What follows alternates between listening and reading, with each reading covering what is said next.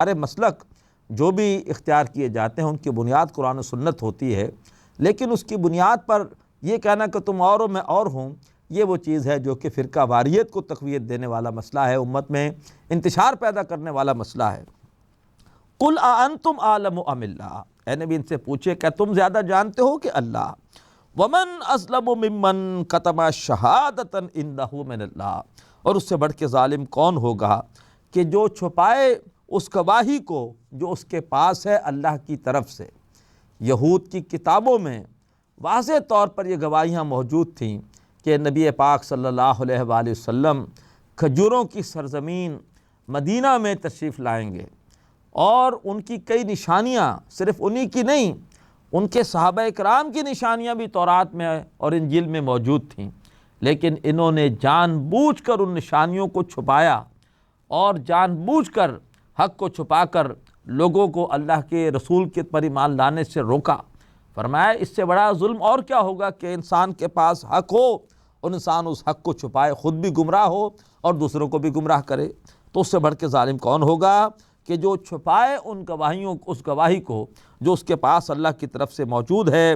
وَمَا اللَّهُ بِغَافِلٍ عَمَّا تَعْمَلُونَ، اور جو کچھ تم کر رہے ہو اللہ تعالیٰ اس سے غافل نہیں ہے۔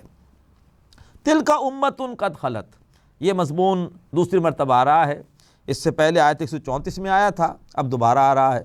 تِلْكَ أُمَّةٌ قَدْ خَلَتْ، وہ ایک امت، ایک گروہ تھا جو گزر چکا، لَهَا مَا كَسَبَتْ وَلَكُمْ مَا كَسَبْتُمْ، ان کے لیے وہ کچھ تھا جو انہوں نے کمایا، جو کمائی کی، اچھی کی بری کی، انہیں اس کے حساب سے اللہ کے ہاں جواب دہی کرنی ہے۔ وَلَكُمْ مَا كَسَبْتُمْ، اور تمہارے لیے وہ کچھ ہوگا جو تم کماؤ گے۔ نسل کی بنیاد پر اللہ کے ہاں کوئی کریڈٹ نہیں ملے گا۔ اللہ تبارک و تعالیٰ یہ نہیں دیکھے گا تم کس کی اولاد ہو، کس کی نسل ہو، اللہ تبارک و تعالیٰ دیکھے گا تمہارا کردار کیا ہے، تم نے کیا کیا ہے۔ وَلَا تُسْأَلُونَ عَمَّا كَانُوا يَعْمَلُونَ، اور تم سے نہیں پوچھا جائے گا اس عمل کے بارے میں جو وہ کرتے رہے۔ اب اس کے بعد سورۃ البقرہ کے 70ویں رکوع میں تحویل قبلہ کا حکم آ رہا ہے۔ اس کا پس منظر یہ ہے کہ جب تک نبی اکرم صلی اللہ علیہ وسلم مکۃ المکرمہ میں تھے، اللہ تبارک و تعالیٰ کی طرف سے حکم یہی تھا کہ جو سابقہ امت مسلمہ کا قبلہ ہے بیت المقدس، آپ بھی اس کی طرف رخ کر کے نماز پڑھیے۔ آپ مکے میں یوں کرتے تھے کہ آپ رکن یمانی اور جو حجر اسود ہے اس کے درمیان کا جو حصہ ہے اس کی طرف رخ کر کے نماز پڑھتے تھے، کعبہ بھی سامنے ہوتا تھا اور بیت المقدس بھی سامنے ہوتا تھا، اسے کہا جاتا ہے استقبال قبلتین۔ لیکن مدینے میں آنے کے بعد اب یہ کیفیت ممکن نہیں تھی کہ دونوں قبلوں کو بیک وقت سامنے رکھا جائے۔ مدینے کی جغرافیائی جو پوزیشن ہے وہ ایسی ہے کہ اس کے شمال میں بیت المقدس اور جنوب میں مکہ، لہٰذا اب اگر بیت المقدس کی طرف رخ کرتے ہیں تو پھر خانہ کعبہ کی طرف پشت ہوتی ہے۔ اب یہ ایک امتحان تھا مہاجر صحابہ کا جن کو خانہ کعبہ سے شدید محبت تھی کہ اب ان کو خانہ کعبہ کی طرف پشت کر کے بیت المقدس کی طرف رخ کر کے نماز پڑھنی تھی، اور یہ امتحان اس لیے شدید تھا کہ ابھی قرآن مجید میں اللہ نے اس کا حکم نازل نہیں کیا تھا کہ بیت المقدس کی طرف رخ کرو، یہ تو اللہ کے رسول نے وحی خفی کی بنیاد پر بتایا تھا۔ تو گویا سارا معاملہ اللہ کے رسول کی اتباع اور پیروی کا تھا کہ کون اللہ کے رسول کی بات کو مانتا ہے اور کون نہیں مانتا۔ مہاجر صحابہ الحمدللہ اس آزمائش میں پورے اترے اور انہوں نے تقریباً 16 مہینے تک رخ کیے رکھا بیت المقدس کی طرف۔ مزید حکمت یہ تھی کہ اللہ تعالیٰ نہیں چاہتے تھے کہ مدینہ آتے ہی یہودیوں کے ساتھ کوئی محاذ آرائی شروع ہو جائے، لہٰذا جو قبلہ یہودیوں کا تھا وہی مسلمانوں کا بھی 16 مہینے تک رہنے دیا گیا۔ اب اس کے بعد اللہ کے رسول کی جب بار بار اللہ تبارک و تعالیٰ سے یہ دعائیں ہوئیں، آپ بار بار اللہ سے التجا کرتے رہے کہ ہمیں خانہ کعبہ سے محبت ہے اور اے اللہ خانہ کعبہ کو ہمارے لیے قبلہ بنا دیجئے، اب اللہ کی طرف سے پھر تحویل قبلہ کا حکم آیا، اور جیسے وہ حکم آیا یہود نے اور ان کے زیر اثر مسلمانوں میں سے کچھ منافقین نے، کچھ سادالو مسلمانوں نے ایک دم طوفان کھڑا کر دیا کہ یہ مسلمان کیسے ہیں کہ ان کا قبلہ ہی طے نہیں ہے۔ 16 مہینے رخ ایک طرف تھا اور اب رخ ان کا بدل کر دوسری طرف ہو گیا ہے، اور جو نمازیں اس دوران پڑھیں وہ قبول ہوئیں کہ نہیں ہوئیں؟ اگر صحیح قبلہ مسجد حرام ہے، خانہ کعبہ ہے، تو جو نمازیں پڑھی ہیں بیت المقدس کی طرف منہ کر کے، ان نمازوں کا کیا ہوگا؟ اس حوالے سے ایک پروپیگنڈا تھا۔ اللہ تبارک و تعالیٰ نے اس پس منظر میں یہ آیات نازل کیں، اور جو بھی یہود کی طرف سے ایک پروپیگنڈا ہو رہا تھا، ان آیات میں اللہ نے اس کا بھی توڑ کیا، اس کا بھی جواب دیا۔ فرمایا سَيَقُولُ السُّفَهَاءُ مِنَ النَّاسِ، ان قریب کہیں گے لوگوں میں سے کچھ احمق، مَا وَلَّاهُمْ عَنْ قِبْلَتِهِمُ الَّتِي كَانُوا عَلَيْهَا، ارے کس نے پھیر دیا ان کو ان کے اس قبلے سے کہ جس پر یہ پہلے تھے؟ قُلْ لِلَّهِ الْمَشْرِقُ وَالْمَغْرِبُ، اے نبی نے جواب دیجئے کہ مشرق مغرب سب اللہ کے ہیں، اللہ تعالیٰ کسی ایک سمت کے اندر نہیں ہے۔ یہ تو اللہ نے قبلہ اس لیے بنایا ہے تاکہ امت میں ایک اتفاق، اتحاد اور یکجہتی پیدا ہو، ورنہ انتشار ہوتا، کسی کا رخ کس طرف ہے، کسی کا رخ کس طرف ہے۔ تو ڈسپلن اور ایک مرکزیت اور یکجہتی پیدا کرنے کے لیے اللہ نے قبلہ بنایا ہے، ورنہ یہ ہے کہ اللہ تعالیٰ تو ہر طرف ہے۔ بہت پیارا شعر ہے غالب کا کہ ہے پرے سرحد ادراک سے اپنا مسجود، قبلے کو اہل نظر قبلہ نما کہتے ہیں۔ ہمارا قبلہ اصل میں اللہ ہے، ہم سجدہ اللہ کو کرتے ہیں نہ کہ خانہ کعبہ کو، لیکن خانہ کعبہ کی طرف رخ کیوں کرتے ہیں؟ اس لیے کہ اللہ نے اس کا حکم دیا ہے۔ تو فرمایا کہ اللہ کے لیے ہے مشرق اور مغرب، یہدی من یشاء الی صراط مستقیم، اللہ تعالیٰ جس کو چاہتا ہے سیدھی راہ کی ہدایت دیتا ہے۔ اب صرف قبلہ تبدیل نہیں ہوا، امت بھی تبدیل ہو گئی ہے، لہٰذا بڑی عظیم آیت آ رہی ہے، مسلمانوں کی بحیثیت امت تاج پوشی والی آیت آ رہی ہے۔ فرمایا وَكَذَلِكَ جَعَلْنَاكُمْ أُمَّةً وَسَطًا، اور اے مسلمانوں اسی طرح سے ہم نے تمہیں بنا دیا ہے بہترین امت یا درمیانی امت، لِتَكُونُوا شُهَدَاءَ عَلَى النَّاسِ، تاکہ تم گواہ بن جاؤ لوگوں پر، وَيَكُونَ الرَّسُولُ عَلَيْكُمْ شَهِيدًا، اور رسول گواہ بن جائیں تم پر، یعنی تم درمیان میں ہو، تم پر اللہ تبارک و تعالیٰ کے دین کی گواہی کا حق ادا کرے رسول صلی اللہ علیہ وسلم، اور پھر اس کے بعد تم اس گواہی کا حق ادا کرو لوگوں پر، تم درمیان میں ہو، اور تم اس اعتبار سے بہترین امت ہو، اللہ کی چنی ہوئی امت ہو۔ تو گویا جس طرح سے اللہ کے رسول نے ہم تک دین کو پہنچانے کا حق ادا کر دیا، اب یہی ذمہ داری اس امت کے کندھوں پر ڈال دی گئی۔ اللہ ہمیں ذمہ داری ادا کرنے کی توفیق عطا فرمائے۔ بڑی کٹھن ذمہ داری ہے، اللہ کے رسول نے ذمہ داری جو ادا کی ہے تو بڑی اس کے لیے مشکلات جھیلی ہیں۔ اللہ کے رسول نے ذمہ داری کیسے ادا کی؟ نمبر ایک، تبلیغ کے ذریعے سے۔ آپ نے نبوت کے ظہور کے بعد آخری سانس تک اللہ تعالیٰ کا پیغام بڑی استقامت سے نو انسانی تک پہنچایا۔ اللہ تعالیٰ ہمیں بھی اس کی توفیق دے۔ نمبر دو، اپنے اعلیٰ ذاتی کردار کے ذریعے سے تبلیغ کا حق ادا کیا، ورنہ اگر قول اور فعل کا تضاد ہو تو پھر تو تبلیغ کا حق ادا نہیں ہوتا، بلکہ لوگ اور برگشتہ ہوتے ہیں مبلغ سے، کہتے کچھ ہیں کرتے کچھ ہیں۔ اعلیٰ اپنے کردار کا نمونہ لوگوں کے سامنے بطور مثال پیش کیا۔ اللہ تعالیٰ ہمیں بھی اپنی ذاتی زندگیاں شریعت کے مطابق کرنے کی توفیق عطا فرمائے۔ اور نمبر تین، یہ ثابت کرنے کے لیے کہ دین کی تعلیمات اجتماعی زندگی میں بھی قابل عمل ہیں، ایک کٹھن جد و جہد کر کے اور بڑی مشقتیں جھیل کر، اللہ کی راہ میں اپنے دان شہید کرا کر، اپنے پیارے پیارے ساتھیوں کے لاشیں اس راہ میں پیش کر کے آپ نے اللہ کے دین کو بالفعل غالب کر کے حجت پوری کر دی نو انسانی پر، کہ اللہ تعالیٰ کا دین قابل عمل ہے، اور واقعی ایسا خلافت کا نظام قائم ہو سکتا ہے کہ جس میں زکوٰۃ دینے والے تو ہوں لیکن لینے والے نہ ملتے ہوں، جس میں واقعی جو قوم کے لیڈر ہیں وہ قوم کے خادم ہوں، لوگ آرام سے ہوں، اور لیڈر جو ہے وہ راتوں کو گشت کر کے اور ان کی مشکلات کو جاننے کی کوشش کر رہے ہوں، جہاں قوم کے لیڈر سادہ گھروں میں رہتے ہوں، جہاں قوم کے لیڈر سادہ لباس پہنتے ہوں، جہاں قوم کے لیڈر قانون کی نگاہ میں سب کی طرح بالکل برابر ہوں، عدالت میں اسی طرح سے پیش ہو جیسے کہ عام شہری پیش ہوتا ہے، اور ممکن ہے کہ قوم کے لیڈر کا مقدمہ قاضی خارج کر دے کہ آپ نے جو گواہ پیش کیا وہ آپ کا بیٹا ہے اور وہ آپ کا غلام ہے، یہ شرعی گواہ نہیں ہے، آپ کا دعویٰ خارج ہے۔ حضرت علی کے ساتھ قاضی شرح نے یہی کیا تھا رضی اللہ تعالیٰ عنہ۔ تو اللہ کے رسول نے کٹھن جد و جہد کے ذریعے سے دین کو غالب کر کے ہم پہ حجت پوری کی۔ اب ہمیں اسی طرح سے یہ کام کرنا ہے۔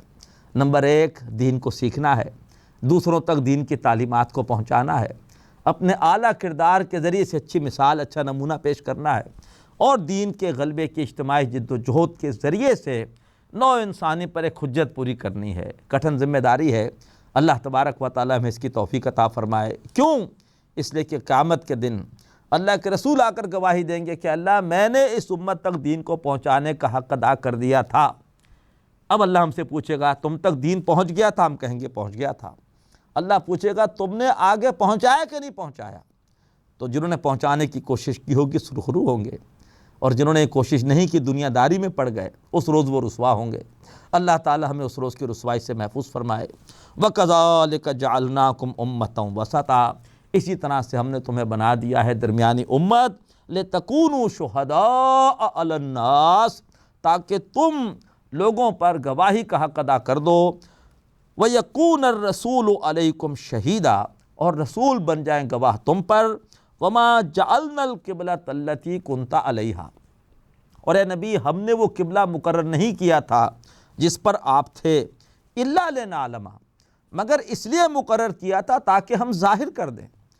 کہیں قرآن مجید میں کسی آیت میں یہ بات نہیں ہے کہ بیت المقدس قبلہ ہے۔ ثابت ہوا کہ اللہ کے رسول پر وہی قرآن کے علاوہ بھی نازل ہوتی تھی۔ اللہ ہمیں انکار حدیث، انکار سنت کے فتنے سے محفوظ فرمائے۔ اللہ نے سارے احکامات صرف قرآن میں نازل نہیں کیے، قرآن کے علاوہ بھی اللہ کے رسول پر احکامات نازل ہوتے تھے۔ تو ہم نے اے نبی وہ قبلہ مقرر نہیں کیا تھا جس پر آپ تھے، مگر اس لیے مقرر کیا تھا تاکہ ہم ظاہر کریں من یتبع الرسول، کہ کون رسول صلی اللہ علیہ وسلم کی اتباع کرتا ہے۔ منکرین حدیث ہوتے تو کہتے ہیں کہ نہیں ہم تو قرآن کی بات مانیں گے، قرآن میں نہیں ہم نہیں مان رہے، لیکن صحابہ کرام نے یہ بات نہیں کی، بس اللہ کے رسول نے کہا اور آمنا و صدقنا۔ کون ہے جو رسول کی بات کو مانتا ہے، ان کی اتباع کرتا ہے، پیروی کرتا ہے، ممن ینقلب علی عقبیہ، اس کے مقابلے میں جو کہ اپنے دونوں قدموں پر الٹا پھر جاتا ہے، وَإِن كَانَتْ لَكَبِيرَةً، اور یقیناً یہ حکم بہت بھاری تھا، مہاجر صحابہ کے لیے بہت بھاری تھا کہ وہ خانہ کعبہ کی طرف پشت کر کے نمازیں پڑھیں، یقیناً یہ حکم بہت بھاری تھا، إِلَّا عَلَى الَّذِينَ هَدَى اللَّهُ، سوائے ان لوگوں کے جن کو اللہ نے ہدایت دی، وَمَا كَانَ اللَّهُ لِيُضِيعَ إِيمَانَكُمْ، اور اللہ تعالیٰ تمہارے ایمان کو ضائع کرنے والا نہیں ہے۔ اس سے مراد کیا ہے؟ ایمان اور نماز اسلام میں لازم و ملزوم ہیں۔ قد افلح المؤمنون الذین هم فی صلاتهم خاشعون، کامیاب ہو گئے مومن۔ مومن کون ہیں؟ جو اپنی نمازوں میں خشوع و خضوع کا اہتمام کرنے والے ہیں۔ تو جو کہا جا رہا تھا کہ نمازیں ضائع ہو گئیں، جو رخ کر کے پڑھی ہم نے بیت المقدس کی طرف، وہ نمازیں ضائع ہو گئیں، نہیں، اللہ تمہاری نمازیں یعنی تمہارا ایمان ضائع کرنے والا نہیں ہے۔ ان اللہ بالناس لرؤوف الرحیم، بے شک اللہ تعالیٰ لوگوں کے حق میں بہت ہی مہربان اور رحم کرنے والا ہے۔ اب تحویل قبلہ کا حکم آ رہا ہے۔ فرمایا قد نرى تقلب وجهك في السماء، اے نبی صلی اللہ علیہ وآلہ وسلم ہم دیکھ رہے ہیں بار بار آپ کے چہرے کا آسمان کی طرف اٹھنا، آپ بار بار آسمان کی طرف رخ کر کے اللہ سے التجائیں کر رہے ہیں، دعائیں کر رہے ہیں کہ اللہ ہمارے لیے مسجد حرام کو قبلہ بنا دے۔ فَلَنُوَلِّيَنَّكَ قِبْلَةً تَرْضَاهَا، تو ہم آپ کا رخ پھیرے دیتے ہیں اس قبلے کی طرف جس کو آپ پسند کرتے ہیں۔ فَوَلِّ وَجْهَكَ شَطْرَ الْمَسْجِدِ الْحَرَامِ، تو اے نبی اپنے چہرے کا رخ کر لیجئے مسجد حرام کی طرف۔ وَحَيْثُ مَا كُنْتُمْ، اور اے مسلمانوں تم دنیا میں جہاں کہیں پر بھی ہو، فَوَلُّوا وُجُوهَكُمْ شَطْرًا، تو اپنے چہروں کا رخ کر لو مسجد حرام کی طرف۔ وَإِنَّ الَّذِينَ أُوتُوا الْكِتَابَ، اور بے شک وہ لوگ کہ جنہیں کتاب دی گئی ہے، لَيَعْلَمُونَ، وہ یقیناً جانتے ہیں، أَنَّهُ الْحَقُّ مِنْ رَبِّهِمْ، کہ بے شک یہ حکم حق ہے ان کے رب کی طرف سے۔ وہ جانتے ہیں کہ حضرت ابراہیم علیہ السلام کا قبلہ خانہ کعبہ ہی تھا، حضرت موسیٰ کا قبلہ خانہ کعبہ ہی تھا۔ یہ بیت المقدس کو قبلے کی حیثیت تو بہت بعد میں سلیمان علیہ السلام کے زمانے میں ملی ہے۔ تو یہ اہل کتاب جانتے ہیں کہ یہ حکم حق ہے۔ اصل قبلہ اول شروع سے قبلہ مسجد حرام ہی تھا، یہ درمیانی دور میں کچھ عرصے کے لیے مسجد اقصیٰ کو قبلے کا درجہ دیا گیا۔ فرمایا وَمَا اللَّهُ بِغَافِلٍ عَمَّا يَعْمَلُونَ، اور جو کچھ وہ کر رہے ہیں اللہ اس سے غافل نہیں ہے۔ وَلَئِنْ أَتَيْتَ الَّذِينَ أُوتُوا الْكِتَابَ بِكُلِّ آیَةٍ، اور اے نبی صلی اللہ علیہ وآلہ وسلم آپ اہل کتاب کے پاس آ جائیں کوئی نشانی لے کر، کوئی دلیل لے کر، مَا تَبِعُوا قِبْلَتَک، تو وہ آپ کے قبلے کی پیروی کرنے والے نہیں ہیں، یعنی وہ آپ کی بات کو نہیں مانیں گے۔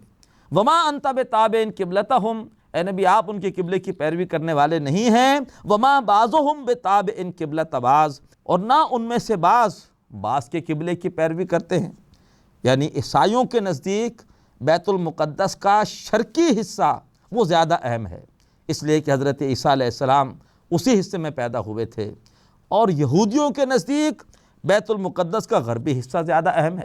تو فرمایا کہ ان میں سے بعض کے قبلے کی پیروی نہیں کرتے۔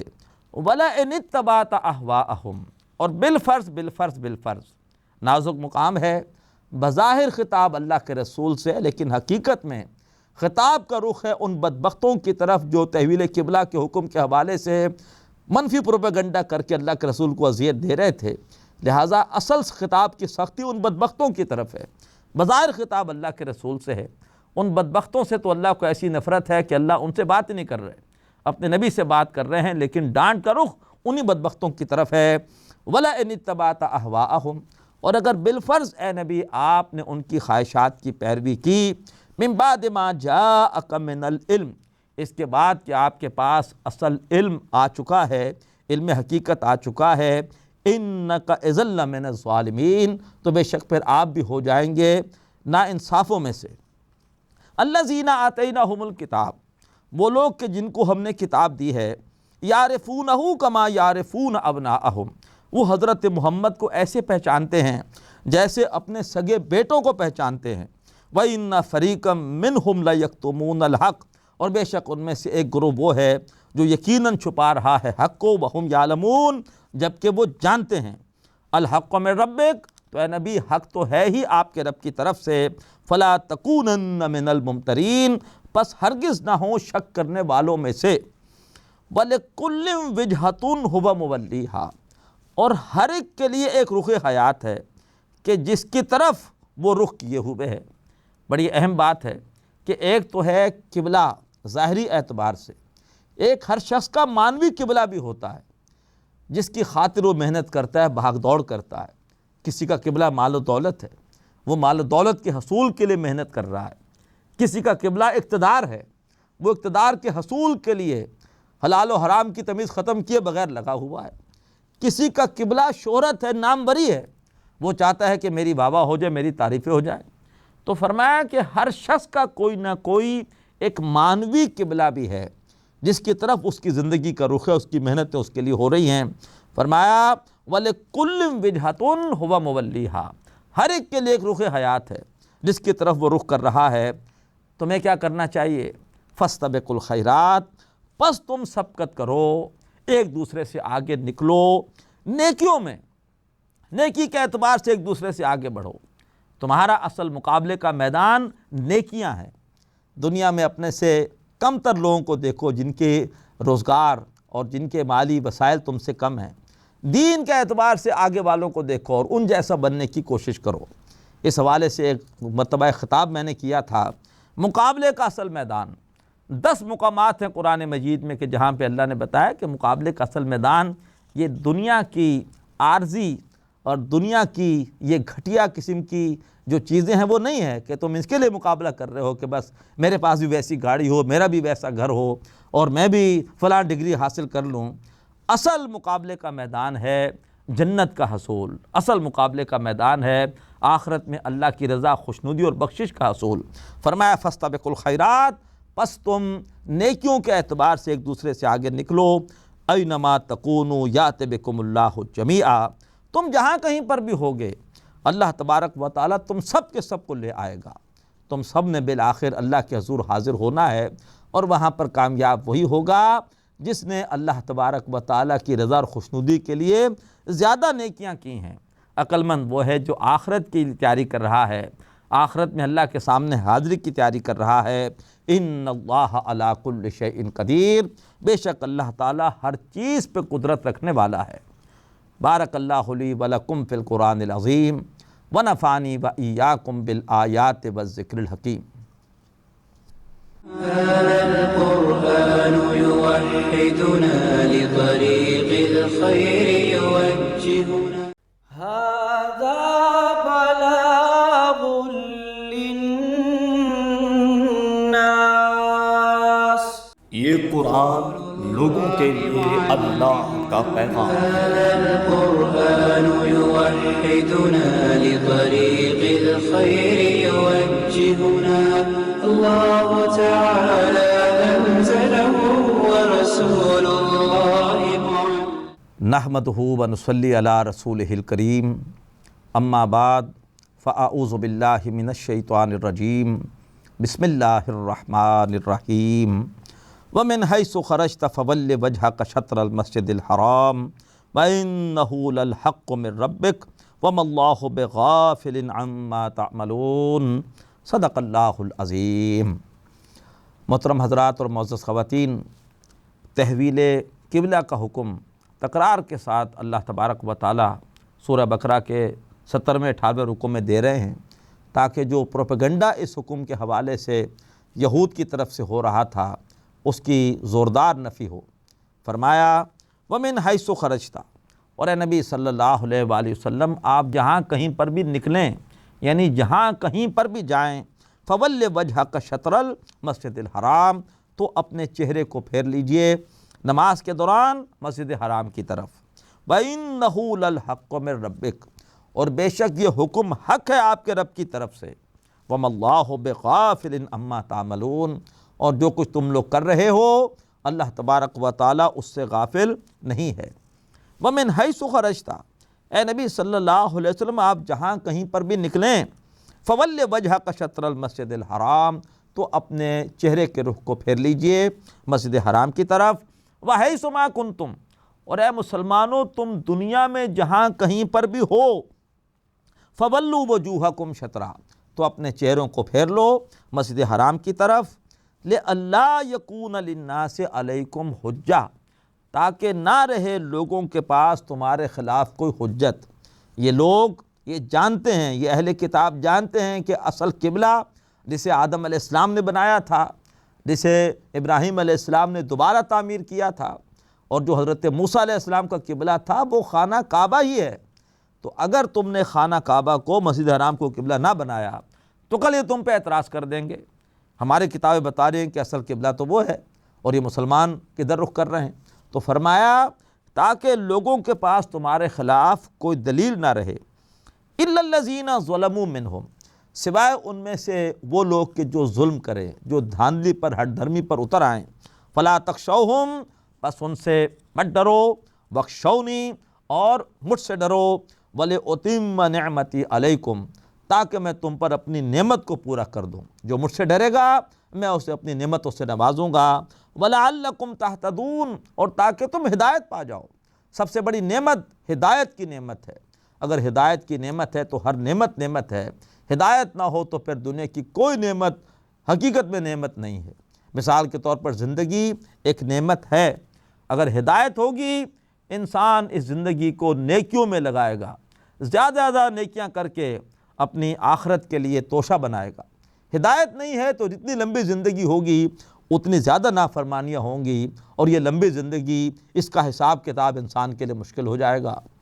اب اس کے بعد وہ جو ابراہیم علیہ السلام نے اور اسماعیل علیہ السلام نے اللہ تبارک و تعالیٰ سے خانہ کعبہ کی تعمیر کرتے ہوئے دعا کی تھی کہ اللہ ہماری نسل میں ایک ایسے رسول کو بھیج دے جو کہ ان پر تیری آیتیں تلاوت کرے اور ان کا تزکیہ کرے، انہیں احکامات سکھائے، حکمت سکھائے۔ اللہ تعالیٰ اس دعا کی قبولیت کا اعلان فرما رہے ہیں۔ الطاف حسین حالی نے اسی لیے کہا تھا اللہ کے رسول کے بارے میں کہ ہوئی پہلوے آمنہ سے حویدہ، دعائے خلیل اور نوید مسیحا۔ اللہ کے رسول دعائے خلیل کا نتیجہ ہیں صلی اللہ علیہ وسلم، اور آپ کی بشارت حضرت عیسیٰ علیہ السلام نے دی تھی۔ اس کا ذکر انشاءاللہ آئے گا اس بشارت کا سورہ صف میں۔ فرمایا کما ارسلنا فیکم رسولا منکم، اور جیسا کہ ہم نے بھیجا ایک رسول تم ہی میں سے۔ وہ رسول کرتے کیا ہیں؟ یتلو علیکم آیاتنا، وہ تم پر ہماری آیتیں تلاوت کرتے ہیں، ہماری آیتیں تلاوت کر کر کے غافلوں کو غفلت سے نکالتے ہیں، وہ بجلی کا کڑکا تھا یا صوت ہادی، عرب کی زمین جس نے ساری ہلا دی۔ اللہ کے رسول نے قرآن کی آیات تلاوت کر کر کے لوگوں کو متوجہ کیا حق کی طرف، اور لوگوں کو متوجہ کیا اصل حقائق کی طرف۔ نمبر 2، وَيُزَكِّيكُمْ، اور اللہ کے رسول تمہارا تزکیہ کرتے ہیں۔ آپ نے تزکیہ بھی قرآن کے ذریعے سے کیا۔ قرآن ہی سورہ یونس کی آیت نمبر 57 کی روح سے شفاء لما فی الصدور ہے۔ آپ نے تزکیے کے لیے کوئی مصنوعی طریقے اختیار نہیں کیے، کوئی وہ ریاضت اختیار نہیں کی جو آج کل خانقاہوں میں رائج ہیں کہ ضربے لگانا اور مراقبے کرنا نہیں۔ راتوں کو اٹھو ٹھہر ٹھہر کے قرآن پڑھو۔ تو آپ نے قرآن کے ذریعے سے تزکیہ کیا، قرآن کا اپنے اندر اتارو۔ جو قرآن اندر اترتا گیا کیفیات بدلتی گئیں، اور وہ صحابہ اکرام جو دور جاہلیت میں جو لوگ چھوٹی چھوٹی باتوں پر لڑتے تھے، اب وہ اللہ والے بن گئے۔ اب انہیں آخرت کی فکر نے اس طرح سے اپنے اندر جذب کر لیا کہ اب وہ اپنے بجائے ترجیح دیتے اپنے دوسرے بھائی کو۔ یُؤْثِرُونَ عَلَىٰ أَنفُسِهِمْ وَلَوْ كَانَ بِهِمْ خَصَاصَةٌ، وہ طالب عقبہ بن گئے، وہ عرفان الہی محبت الہی سے سرشار ہو گئے۔ فرمایا وہ تمہارا تزکیہ کرتے ہیں۔ وَيُعَلِّمُكُمُ الْكِتَابَ وَالْحِکْمَةَ، اور پھر وہ تمہیں احکامات سکھاتے ہیں اور حکمت اور دانائی سکھاتے ہیں۔ مکی دور میں احکامات نہیں آئے، مکی دور میں تو تلاوت آیات کے ذریعے سے لوگوں کو جمع کیا جاتا رہا اور ان کا تزکیہ کیا جاتا رہا۔ اب جب تزکیہ ہو گیا، اب صحابہ کرام پر جب آخرت کی فکر چھا گئی، اب صحابہ کرام خود پوچھتے تھے کہ اللہ کو راضی کرنے کے لیے ہم کیا کریں؟ ابھی آگے وہ آیتیں آئیں گی۔ پوچھتے ہیں کہ ہم کیا خرچ کریں، پوچھتے ہیں کہ یتیموں کے ساتھ کیسے سلوک کریں، وہ پوچھتے ہیں کہ جوئے اور شراب ان کے بارے میں حکم کیا ہے۔ اب مدنی دور میں احکامات کا نزول ہوا، اور ساتھ ساتھ اللہ نے حکمتیں بھی نازل کیں تاکہ جوں حکمت معلوم ہو دین کے حقائق کی، احکامات کی، انشراح دین پر، احکامات کے پر عمل پر اور بڑھ جائے۔ فرمایا وہ تمہیں احکامات سکھاتے ہیں اور حکمت سکھاتے ہیں۔ وَيُعَلِّمُكُم مَّا لَمْ تَكُونُوا تَعْلَمُونَ، اور تمہیں وہ کچھ سکھاتے ہیں جو تم نہیں جانتے تھے۔ فَاذْكُرُونِي أَذْكُرْكُمْ، پس تم مجھے یاد کرو میں تمہیں یاد رکھوں گا۔ اللہ کے ساتھ تمہارا تعلق دو طرفہ ہوگا۔ اوفوا بعہدی اوف بعہدکم، تم نے جو عہد مجھ سے کیا تم اس کو پورا کرو، اور جو میں نے تم سے عہد کر رکھا ہے جنت کا میں اس کو پورا کروں گا۔ اسی طریقے پر تم مجھے یاد کرو تو میں تمہیں یاد رکھوں گا۔ واشکروا لی، اور میرا شکر کرو، میں نے تم پر کتنا بڑا کرم کیا ہے، تمہیں اللہ کے رسول کی امت میں پیدا کیا ہے، تمہیں قرآن جیسی پیاری کتاب دی ہے، میرا شکر کرو۔ ولا تکفرون، اور میری ناشکری مت کرو۔ یہاں پر آ کر وہ مضمون مکمل ہوا جس میں کہ خطاب کا غالب رخ سابقہ امت مسلمہ بنی اسرائیل کی طرف تھا۔ اب سورہ بقرہ کا دوسرا حصہ شروع ہو رہا ہے کہ جس میں خطاب اب اس کا غالب رخ مسلمانوں کی طرف ہے۔ اور نوٹ کیجئے کہ یہاں پر اللہ تبارک و تعالی مسلمانوں سے خطاب کے ضمن میں دو مضامین بیان فرما رہا ہے۔ ایک مضمون کا تعلق ہے احکامات شریعت سے، اور دوسرے کا تعلق ہے نفاذ شریعت کی جد و جہد سے۔ اب یہ جو احکامات شریعت ہیں ان میں بھی پھر دو حصے ہیں۔ کچھ احکامات آ رہے ہیں عبادات سے متعلق، نماز، روزہ، حج، زکوٰۃ، ان کے بارے میں، اور کچھ احکامات آ رہے ہیں معاملات سے متعلق۔ سود کی حرمت کا بیان آ رہا ہے، اور اس کے بعد پھر قرض کے حوالے سے تفصیلات آ رہی ہیں، شادی بیاہ اور طلاق اس کے حوالے سے کچھ احکامات دیے جا رہے ہیں، کو وصیت کا ذکر آ رہا ہے۔ تو دو یہ لڑیاں ہیں جن کا تعلق احکامات شریعت سے ہے، اور پھر دو مضامین کی لڑیاں ہیں کہ جن کا تعلق نفاذ شریعت سے ہے۔ مال سے شریعت کے نفاذ کے لیے جہاد، انفاق فی سبیل اللہ، اور جان سے شریعت کے نفاذ کے لیے جہاد یعنی قتال فی سبیل اللہ۔ تو یہ چار لڑیاں ہیں، لیکن ان چاروں لڑیوں کو بٹ کر ایک ڈوری بنائی گئی ہے۔ تو آپ جب اس ڈوری کے ساتھ ساتھ چلیں گے تو کبھی ایک لڑی آئے گی، کبھی دوسری، کبھی تیسری، اسی طریقے پر۔ اور اس خوبصورت ڈوری میں 5 بڑے بڑے نگینے ہیں جو بڑی بڑی آیات کی صورت میں ٹانگ دیے گئے ہیں۔ آیت البر، بڑی آیت جس میں اللہ نے نیکی کی حقیقت بتائی۔ آیت الاختلاف، وہ عظیم آیت، بتایا گیا کہ کیوں لوگوں کے درمیان اختلافات پیدا ہوتے ہیں۔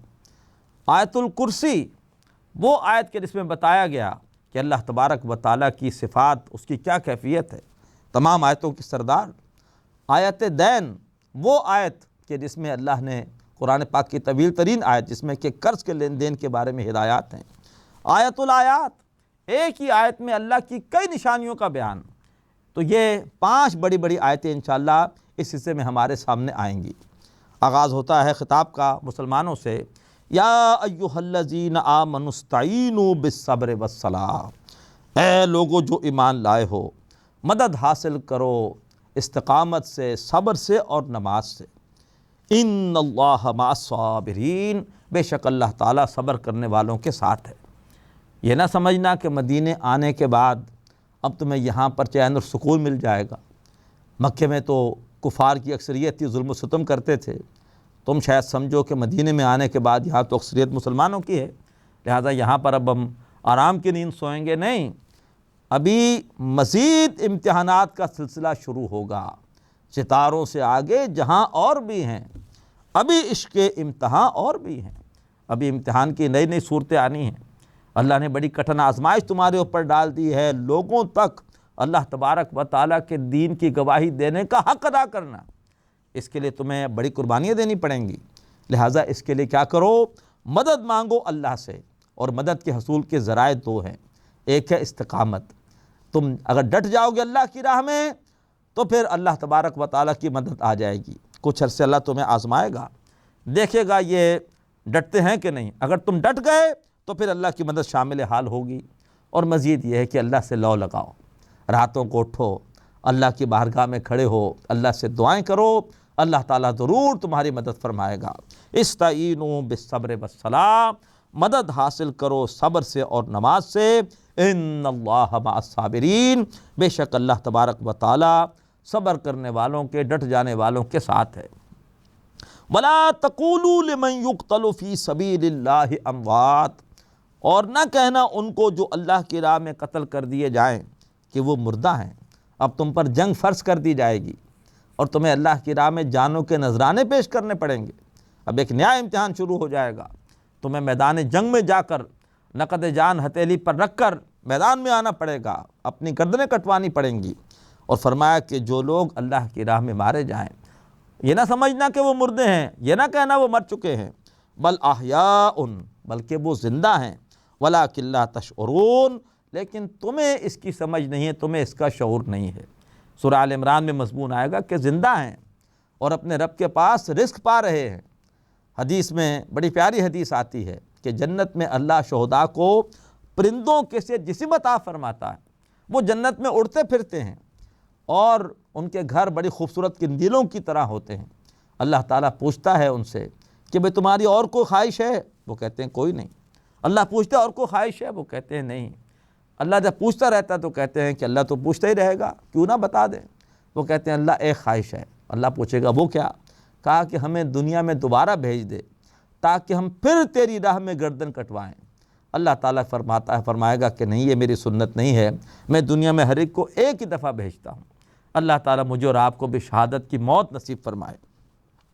وَلَنَبْلُوَنَّكُمْ بِشَيْءٍ مِّنَ الْخَوْفِ وَالْجُوعِ، اور ہم تمہیں ضرور آزمائیں گے کچھ خوف سے اور کچھ بھوک سے۔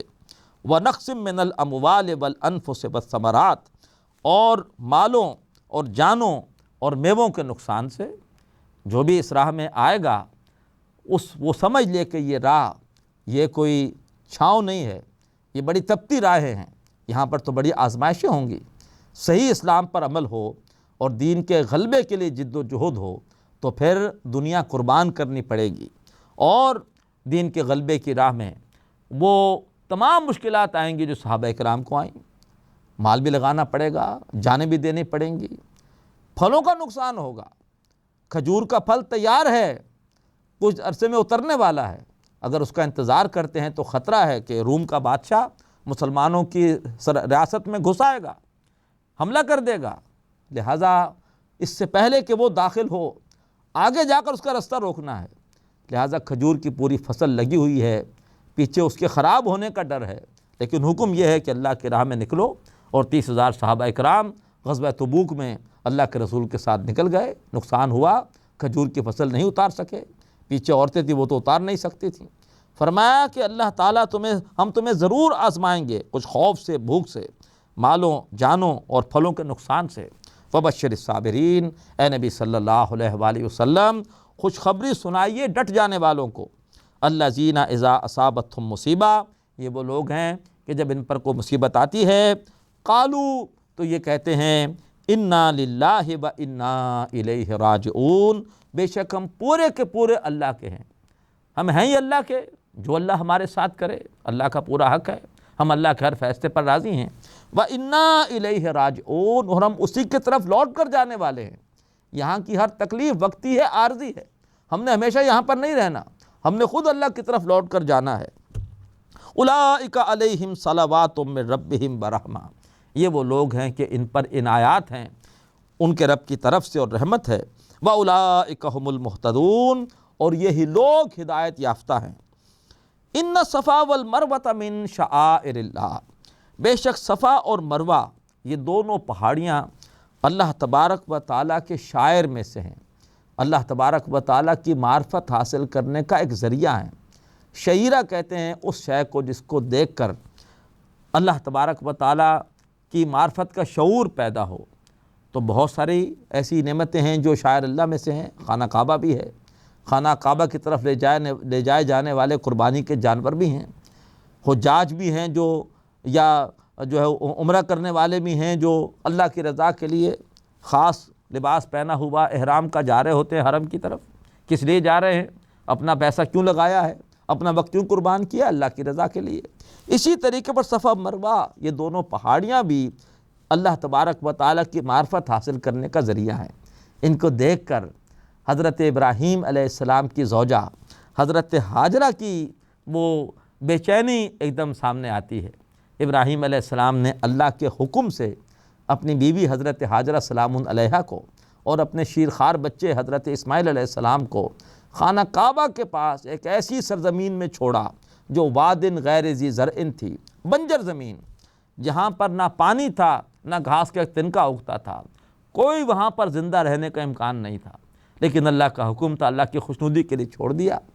اس کے بعد جب بچہ پیاس سے بلک رہا تھا، جب ماں کو پیاس لگی ہے اور ماں پانی پیے گی تو تبھی ماں کے وجود میں وہ دودھ ہوگا جو کہ بچہ استعمال کر سکے گا۔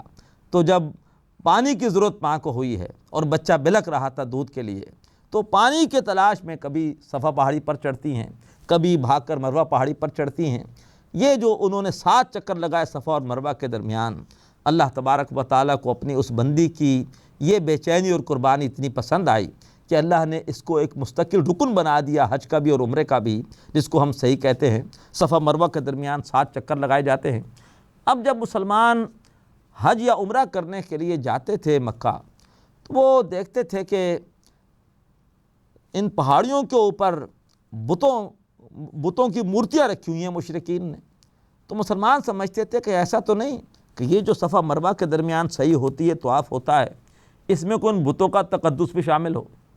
تو اللہ تعالیٰ یہاں پر اصلاح فرما رہے ہیں کہ یہ صحیح، یہ ہرگز بتوں کے تقدس کی علامت نہیں ہے، بلکہ یہ تو اللہ تعالیٰ کی ایک بندی کی جو قربانی ہے دین کے لیے، اس کی یاد ہے۔ فرمایا ان صفا والمروہ من شعائر اللہ، بے شک صفا اور مروہ یہ دونوں کی دونوں پہاڑیاں اللہ تبارک و تعالیٰ کی معرفت کا شعور حاصل کرنے کا ذریعہ ہیں۔ فمن حج البیت، تو جو کوئی بھی اللہ کے گھر کا حج کرے، او اعتمرا یا عمرہ کرے، فلا جناح علیہ ان یطوف بہما، تو اس پر کوئی گناہ نہیں ہے کہ وہ ان دونوں پہاڑیوں کے درمیان طواف کرے، یعنی وہ طواف کرے اور پوری دل جمعی کے ساتھ کرے، اس میں کوئی جو ہے وہ مورتیوں کا تقدس نہیں ہے۔ اب کیوں اللہ نے اس کا ذکر کیا یہاں پر؟ اس لیے کہ ابھی ذکر آ رہا تھا کہ اللہ کی راہ میں جنگ کرنی پڑے گی، شہادت کے جام نوش کرنے پڑیں گے۔ اس وقت جنگ کا اولین ایک مقصد تھا مسجد حرام کو بتوں کی گندگی سے پاک کرنا۔ تو لہٰذا آپ دیکھیں گے اس صورت میں کہ جب جنگ کا ذکر آتا ہے تو ساتھ ہی اللہ تبارک و تعالیٰ مسجد حرام کا اور یا یہ ہے کہ مکہ کا ذکر بھی کر دیتے ہیں، تاکہ سامنے ہدف رہے کہ اولین مقصد اس جنگ کا یہ ہے کہ اللہ کے اس مقدس گھر کو اور مقدس شہر کو شرک کی گندگی سے پاک کرنا ہے، صفا مروہ سے بھی ان مورتیوں کو ہٹانا ہے۔ فرمایا ومن تطوع خیرا، اور جو کوئی بھی خوشی خوشی کوئی بھلائی کا کام کرتا ہے فَإِنَّ اللَّهَ شَاكِرٌ عَلِيمٌ، تو بے شک اللہ تبارک و تعالیٰ بہترین قدردان ہے اور سب کو جاننے والا ہے۔ إِنَّ الَّذِينَ يَكْتُمُونَ مَا أَنزَلْنَا مِنَ الْبَيِّنَاتِ وَالْهُدَىٰ، اب ایک بار پھر گفتگو کا رخ جا رہا ہے علماء یہود کے جرم کی طرف کہ جو جانتے تھے کہ حضرت محمد اللہ کے سچے رسول ہیں اور مسجد حرام ہی اصل قبلہ ہے، لیکن وہ بدبخت اس کو چھپا رہے تھے، اس حق کو۔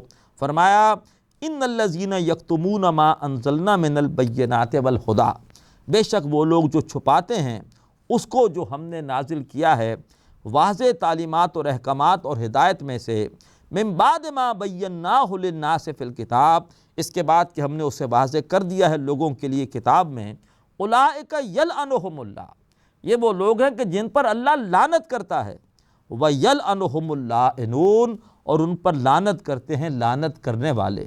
یہ لعنت کرنے والے کون ہیں؟ آگے اس کی وضاحت آ رہی ہے۔ اگر خدا نہ خواستہ یہ جرم ہم بھی کرنے لگیں اور ہم بھی اللہ تبارک و تعالیٰ کے احکامات کو جان بوجھ کر چھپائیں، خاص طور پر جو صاحب علم ہیں، کہ اگر یہ بات کی تو لوگ ناراض ہو جائیں گے اور فلاں مخیر حضرات کی طرف سے چندہ نہیں ملے گا اور یہ جو ہے وہ دشمنی ہو جائے گی، جان کا خطرہ ہو جائے گا، تو پھر یہ ہے کہ یہ بڑا گھاٹے کا سودا ہے۔ یہ پھر وہی جرم ہے جو علماء یہود نے کیا تھا۔ اللہ تعالی ہمیں ڈنکے کی چوٹ پر حق کو بیان کرنے کی توفیق عطا فرمائے۔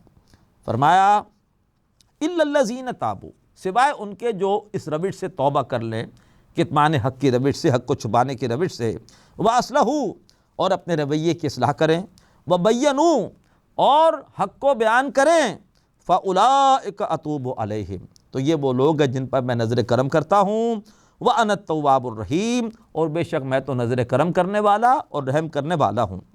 ان الذین کفروا، بے شک وہ لوگ کہ جنہوں نے کفر کیا، یعنی اس حکم کا کفر کیا اور زندگی بھر وہ حق کو چھپاتے رہے، وَمَاتُوا وَهُمْ کُفَّارٌ، اور بد نصیب مرے اس حال میں کہ وہ کافر ہی تھے، توبہ نہیں کی، اولئک علیہم لعنت اللہ والملائکۃ والناس اجمعین، یہ وہ لوگ ہیں کہ ان پر لعنت ہوگی اللہ کی اور تمام فرشتوں کی اور تمام انسانوں کی۔ قیامت کے دن تمام انسان گمراہ کرنے والوں پر، حق کو چھپانے والوں پر لعنت کریں گے۔ یہ ہے لاعنون کی وضاحت۔ لعنت کرنے والے کون ہیں؟ اللہ، فرشتے اور تمام انسان۔ خالدین فیہا، وہ اس لعنت میں ہمیشہ ہمیشہ رہنے والے ہوں گے۔ لا یخفف عنہم العذاب، ان پر سے عذاب میں کوئی کمی نہیں کی جائے گی۔ ولا ہم ینظرون، اور نہ ہی انہیں کو مہلت اور وقفہ دیا جائے گا، عذاب مسلسل رہے گا۔ وَإِلَٰهُكُمْ إِلَٰهٌ واحد، تو دیکھو تمہارا معبود ایک ہی معبود ہے۔ اگر انسان اللہ کو معبود بنا لے کبھی حق کو نہیں چھپائے گا۔ یہ روپیہ، پیسہ، مفادات، گدیاں، یہ معبود بن جاتی ہیں، ہوس چھپ چھپ کے سینوں میں بنا لیتی ہے تصویریں، تبھی انسان حق کو چھپاتا ہے اور اللہ کی نافرمانیاں کرتا ہے۔ تمہارا معبود ہے ایک ہی معبود، لا الہ الا ہو، اس کے سوا کوئی معبود نہیں، الرحمن الرحیم، اور وہ اس کی رحمت میں جوش ہے، الرحیم، اور اس کی رحمت مسلسل ہے۔ اب پہلا موتی آ رہا ہے، ایک پہلی بڑی آیت، آیت الآیات، وہ آیت کے جس میں اللہ کی کئی نشانیوں کا بیان ہے۔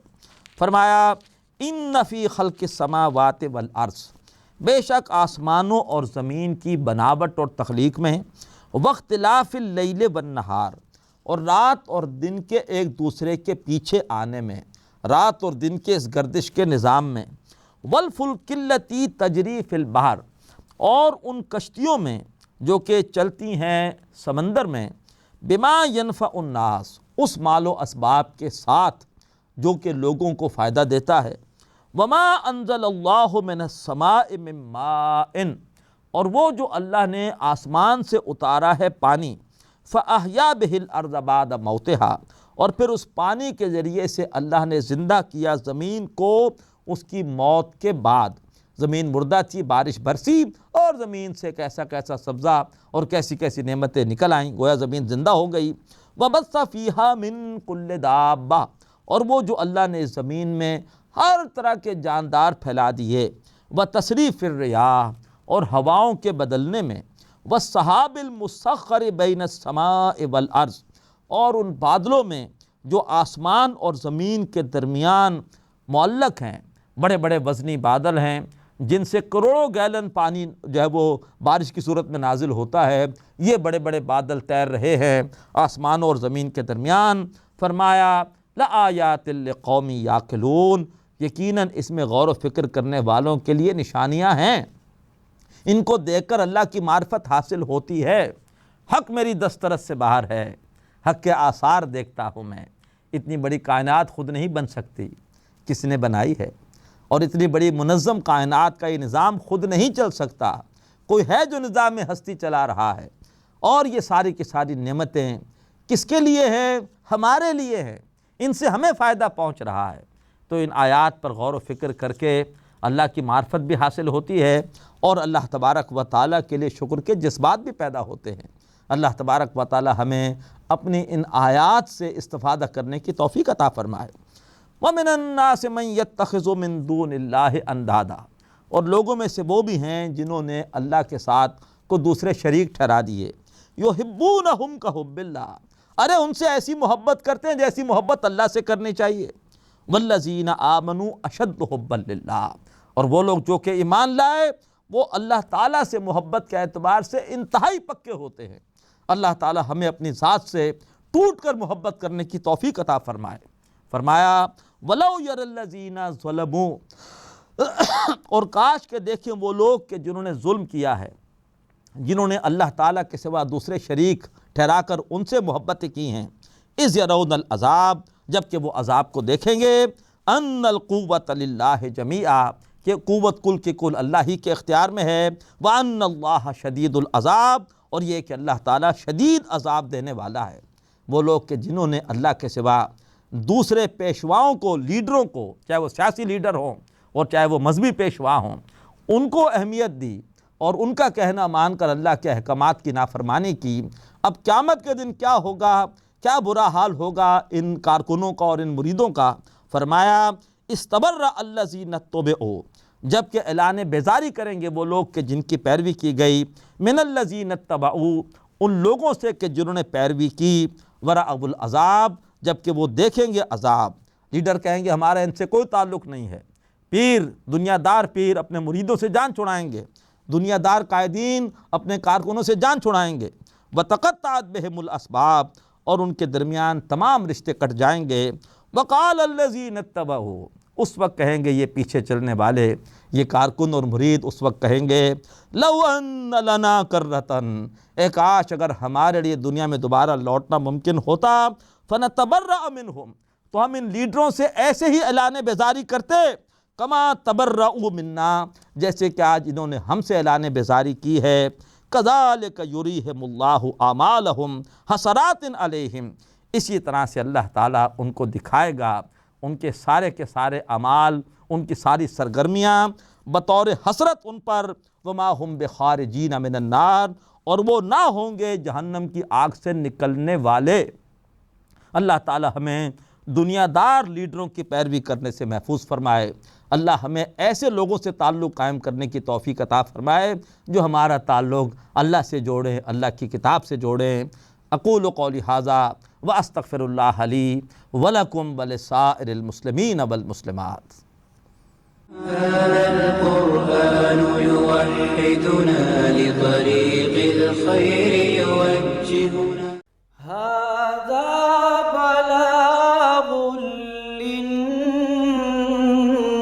للناس، یہ قرآن لوگوں کے لیے اللہ کا پیغام ہے۔ هذا القرآن يوحدنا لطريق الخير يوجهنا، الله تعالى أنزله ورسول الله معلم۔ نحمده ونصلي على رسوله الكريم، اما بعد فاعوذ باللہ من الشیطان الرجیم، بسم اللہ الرحمن الرحیم۔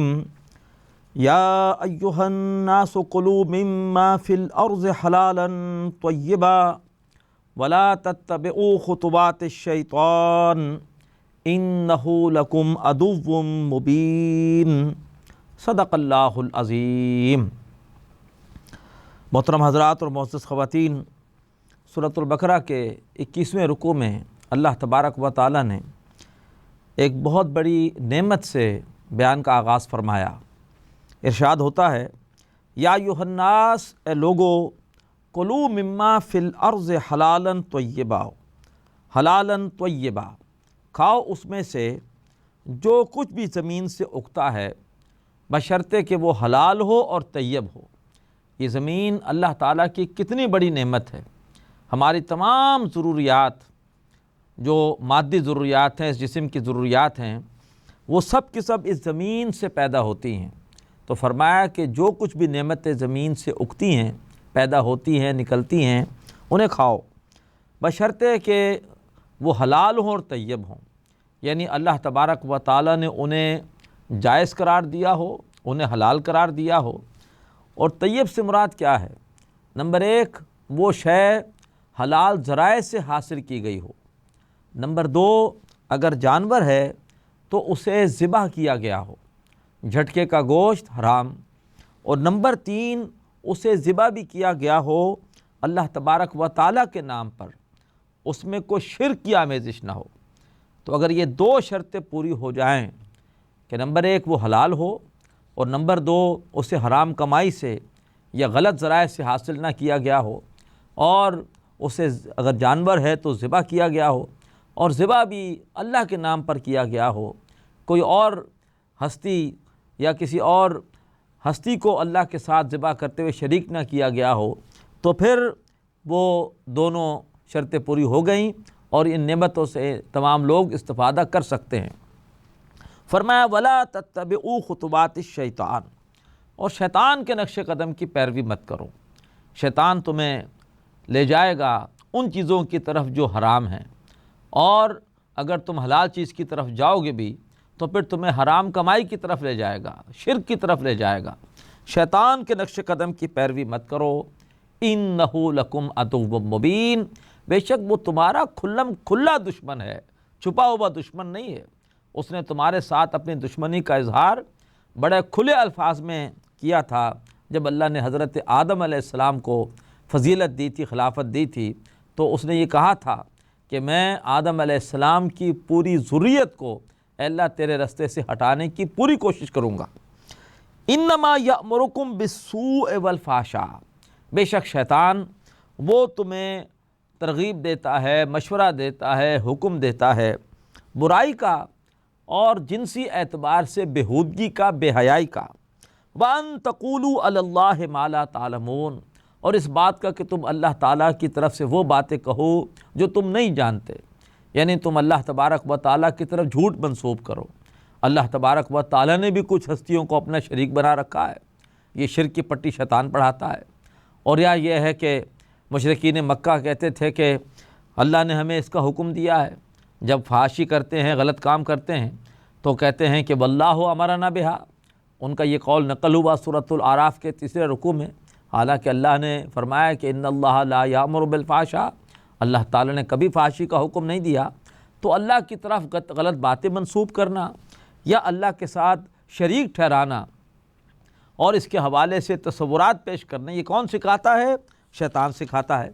وَإِذَا قِيلَ لَهُمُ اتَّبِعُوا مَا أَنزَلَ اللَّهُ، اور جب بھی ان سے کہا جاتا ہے کہ پیروی کرو اس کی جو اللہ نے نازل کیا ہے، وہی دلیل پیش کرو جو اللہ کی کتاب میں آئی ہے، جو اللہ کے رسولوں نے بتائی ہے۔ قالوا، تو وہ پلٹ کر جواب دیتے ہیں، بل نتبع ما الفینا علیہ آباءنا، ارے ہم تو اس کی پیروی کریں گے جس پر ہم نے اپنے باپ دادا کو پایا۔ ہر زمانے میں شرک کے لیے اور بدعت کے لیے یہی دلیل رہی ہے لوگوں کے پاس کہ یہ تو ہمارے باپ دادا کی ریتیں اور رسمیں ہیں، یہ تو ان کی روایات ہیں، لہٰذا ہم کیوں انہیں چھوڑ دیں؟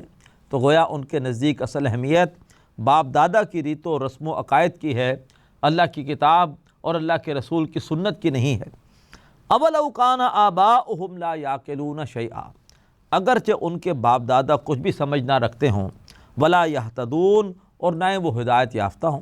اگر باپ دادا ہدایت یافتہ ہوں تو پھر ضرور ان کے راستے کی پیروی کی جائے، لیکن اگر وہ ہدایت یافتہ نہیں ہیں اور ان کے عقائد اور ان کا طرز عمل شریعت کے مطابق نہیں ہے تو پھر ان کی پیروی کرنا غلط ہے۔ وَمَثَلُ الَّذِينَ كَفَرُوا، اور مثال ان لوگوں کی جنہوں نے کفر کیا، کَمَثَلِ الَّذِي يَنْعِقُ، اس شخص کی سی ہے کہ جو پکارے اسے بما لا یسمع الا دعاء و نداء، کہ جو کچھ نہیں سنتا مگر سوائے چیخ کے اور پکار کے۔ بس وہ چیخ پکار تو سن رہا ہے لیکن اس آواز کا مفہوم کیا ہے، مطلب کیا ہے، وہ نہیں سمجھ رہا۔ یہی مثال ہے ان کافروں کی کہ ان کے سامنے دعوت پیش کر رہے ہیں اللہ کے رسول، لیکن یہ دعوت کی حقیقت کو نہیں سمجھ رہے، گویا بھینس کے آگے بین بجائی جا رہی ہے۔ سم بکمن امیون، یہ بہرے ہیں، یہ حق بات نہیں سن رہے۔ بکمن، یہ گونگے ہیں، حق کا اعتراف نہیں کر رہے۔ امیون، یہ اندھے ہیں، یہ جان بوجھ کے حق کو دیکھنا نہیں چاہتے۔ فہم لا یعقلون، اور پس وہ غور و فکر نہیں کرتے۔ یا ایھا الذین آمنوا، تو اے لوگو جو ایمان لائے ہو، کلوا من طیبات ما رزقناکم، کھاؤ ان پاکیزہ چیزوں میں سے جو کہ ہم نے تمہیں دی ہیں بطور رزق، واشکروا للہ، اور اللہ تبارک و تعالیٰ کا شکر کرو، ان کنتم ایاہ تعبدون، اگر تم اس اللہ ہی کی بندگی کرنے والے ہو۔ گویا اللہ تبارک و تعالیٰ نے جو ہمیں رزق دیا ہے اس کے حوالے سے اب ہمیں دو کام کرنے ہیں۔ اللہ کے دو حقوق ہیں، ایک یہ ہے کہ اللہ تبارک و تعالیٰ کا شکر کیا جائے، اور دوسرا یہ ہے کہ اس نیت سے وہ غذا استعمال کی جائے کہ اللہ مجھے توانائی دے تاکہ میں اللہ تبارک و تعالیٰ کی بندگی کر سکوں۔ کس قدر احسان فراموشی اور نمک حرامی ہوگی کہ ہم اللہ کی نعمتیں کھائیں اور اس کے بعد ہم اللہ کے بجائے شیطان کے طریقے اختیار کریں، شیطان کی پیروی کریں۔ اللہ تعالیٰ میں اس مجرمانہ روش سے محفوظ فرمائے۔ انما حرم علیکم المیتہ، بے شک اللہ نے تمہارے اوپر حرام کر دیا ہے مردار کو۔ بکری ویسے حلال ہے لیکن اگر ذبح نہیں کی اور خود سے مر گئی اب حرام ہے۔ والدمہ، اور اللہ نے حرام کیا ہے خون کو۔ اگر بکری کو ذبح کرنے کے بجائے جھٹکے سے اس کی گردن اڑا دی تو اب اس کا خون باہر نہیں نکلتا۔ جب ذبح کرتے ہیں تو بکری تڑپتی ہے، جانور تڑپتا ہے، اس کا خون باہر نکلتا ہے، لیکن اب خون اندر رہ جاتا ہے۔ اس وجہ سے جھٹکے سے مارا ہوا جانور حرام ہے، کیوں؟ اس کے ریشوں میں پھر خون رہتا ہے، وہ خون نکلتا نہیں، تو فرمایا اللہ نے خون کو حرام کیا۔ ولحم الخنزیر، اور اللہ نے خنزیر کے گوشت کو حرام کیا۔ انسان جس جانور کا گوشت کھاتا ہے، انسان میں رفتہ رفتہ اس کی کچھ عادات آ جاتی ہیں۔ خنزیر یہ انتہائی بے حیا قسم کا جانور ہے، اور جو لوگ خنزیر کا گوشت کھاتے ہیں آپ دیکھ لیں گے مغرب میں کہ پھر ان کے کردار میں بےہودگی، بے حیائی اور یعنی فحاشی انتہائی نمایاں ہے۔ اللہ تعالیٰ نے حرام کیا خنزیر کے گوشت کو۔ وما اہل بہ لغیر اللہ، اور اس جانور کو بھی اللہ نے حرام کر دیا کہ جس پر اللہ کے سوا کسی اور کا نام پکارا جائے۔ اگر نظر و نیاز اللہ کے نام کی نہیں ہے، اللہ کے سوا کسی اور کے نام کی ہے، ذبیحہ اگر اللہ کے نام کا نہیں ہے کسی اور کے نام کا ہے تو وہ بھی حرام ہے۔ فمن اضطر غیر باغ ولا عاد، تو پھر جو کوئی ہو گیا مجبور اور بغیر اس کے کہ بغاوت کرنے والا ہو یا زیادتی کرنے والا ہو، جان کے لالے پڑ گئے اور حلال چیز کھانے کو دستیاب نہیں ہے، اندیشہ ہے کہ اگر کچھ نہ کھایا تو مر جائیں گے، لیکن قطعاً ارادہ نہ اللہ کی نافرمانی کا ہو اور نہ کوئی زیادتی کا ہو، فلا اسم علیہ، تو پھر ایسے شخص پر کوئی گناہ نہیں ہے، وہ بقدر ضرورت جان بچانے کے لیے حرام استعمال کر سکتا ہے۔ ان اللہ غفور الرحیم، بے شک اللہ تعالیٰ بہت بخشنے والا اور بہت رحم کرنے والا ہے۔ حلال و حرام کی اس بحث میں اب خاص طور پر ایک ایسے طبقے کی حرام خوری کا ذکر آ رہا ہے کہ جس طبقے کو اللہ نے بہت نوازا، بڑا اس پر کرم کیا، لیکن اگر اس میں خدا نہ خواستہ دنیا داری آ جائے تو پھر وہ جو کچھ کرتے ہیں وہ بھی ایک حرام خوری کی صورت ہے۔ اشارہ ہے علماء سو کی طرف۔ ہر زمانے میں علماء حق بھی موجود رہے ہیں اور وہ ہمیشہ حق بات کہتے ہیں، چاہے کوئی خوش ہو چاہے ناراض ہو، چاہے کوئی خطرہ ہو چاہے کوئی نقصان ہو، وہ اس کی پرواہ نہیں کرتے، ہمیشہ حق بات کہتے ہیں۔ لیکن یہ ہے کہ علماء یہود میں بھی اور بدقسمتی سے ہمارے ہاں بھی کچھ ایسے لوگ ہیں کہ جن پر اللہ نے انعام کیا، انہیں علم کی دولت دی، لیکن وہ اس علم کو ذریعہ بنا لیتے ہیں دنیا داری کا، اور حق کو چھپا کر یا لوگوں کی مرضی کے مطابق فتوے دے کر اس کی قیمت لیتے ہیں۔ اس کا ذکر آیا، ان الذین یکتمون ما انزل اللہ من الکتاب، بے شک وہ لوگ جو کہ چھپاتے ہیں وہ کچھ کہ جو اللہ نے نازل کیا ہے کتاب میں سے، وَيَشْتَرُونَ بِهِ ثَمَنًا قَلِيلًا، اور اس کے عوض لے لیتے ہیں تھوڑی سی قیمت، أُولَٰئِكَ مَا يَأْكُلُونَ فِي بُطُونِهِمْ إِلَّا النَّارَ، یہ وہ لوگ ہیں جو اپنے پیٹوں میں نہیں بھرتے، یہ لوگ نہیں کھاتے یعنی اپنے پیٹوں میں نہیں بھرتے مگر آگ، وَلَا يُكَلِّمُهُمُ اللَّهُ يَوْمَ الْقِيَامَةِ، اور اللہ تعالیٰ تو قیامت کے دن ان سے بات تک نہ کرے گا، وَلَا يُزَكِّيهِمْ، اور نہ انہیں پاک کرے گا۔ بعض گناہ گاروں کو اللہ قیامت کے دن پاک کرے گا، اللہ انہیں جہنم کی آگ میں ڈال دے گا، اور جہنم کی آگ میں جلنے کی وجہ سے ان کے گناہوں کی آلائشیں وہ دور ہو جائیں گی، اور اس کے بعد اللہ تعالیٰ انہیں جہنم سے نکال لے گا۔ یہ حق کو چھپانے والے اور حق فروشی کرنے والے ایسے مجرم ہیں، ان کا تو کام تھا کہ یہ دنیا کو کی اصلاح کرتے، نیکی کا حکم دیتے، بدی سے روکتے۔ ان کو تو اللہ نے علم جیسی نعمت دی تھی، لیکن انہوں نے اسی علم کو استعمال کیا گمراہی کو پھیلانے کے لیے اور حق کو چھپانے کے لیے۔ فرمایا اللہ ان سے بات تک نہیں کرے گا، اور نہ اللہ تعالیٰ انہیں قیامت کے دن بھی پاک کرے گا۔ وَلَهُمْ عَذَابٌ عَلِيمٌ، اور ایسے لوگوں کے لیے دردناک عذاب ہے۔ أُولَٰئِكَ الَّذِينَ اشْتَرَوُا الضَّلَالَةَ بِالْهُدَىٰ، یہ وہ لوگ ہیں کہ جنہوں نے اختیار کر لیا گمراہی کو ہدایت کے بدلے میں، وَالْعَذَابَ بِالْمَغْفِرَةِ، اور عذاب لے لیا بخشش کے بدلے میں۔ جانتے ہیں کہ اس روش کی سزا جو ہے وہ عذاب ہے، جانتے بوجھتے دنیا کی حقیر سی لذتوں کی خاطر انہوں نے سودا کر لیا گمراہی کا ہدایت کو دے کر، اور سودا کر لیا عذاب کا بخشش کو دے کر۔ فما اصبرہم علی النار، تو یہ کیا ہی صبر کرنے والے ہیں آگ پر۔ یہ تعجب کا انداز ہے عربی میں، یہ کیا ہی صبر کر رہے ہیں، کیسے ڈٹے ہوئے ہیں آگ پر۔ فما اصبرہم علی النار، یہ کیسے ڈٹے ہوئے ہیں آگ پر۔ ذالک بان اللہ نزل الکتاب بالحق، اس لیے کہ اللہ تعالیٰ نے تو کتاب نازل کی ہے حق کے ساتھ۔ وَإِنَّ الَّذِينَ اخْتَلَفُوا فِي الْكِتَابِ، اور بے شک جو لوگ کتاب میں اختلاف کر رہے ہیں، لفی شقاق بعید، یقیناً وہ بہت دور کی ضد میں ہیں۔ اب اس کے بعد دوسرا بڑا نگینہ آ رہا ہے سورۃ البقرہ کے اس حصے میں۔ پہلے آیت 164 میں آیت الآیات آئی تھی، ایک آیت میں اللہ کی کئی نشانیوں کا بیان۔ اب آ رہی ہے آیت البر، وہ آیت کے جس میں اللہ تبارک و تعالیٰ نے نیکی کا ایک مکمل اور جامع تصور دیا ہے۔ پس منظر میں وہی تحویل قبلہ کا معاملہ ہے۔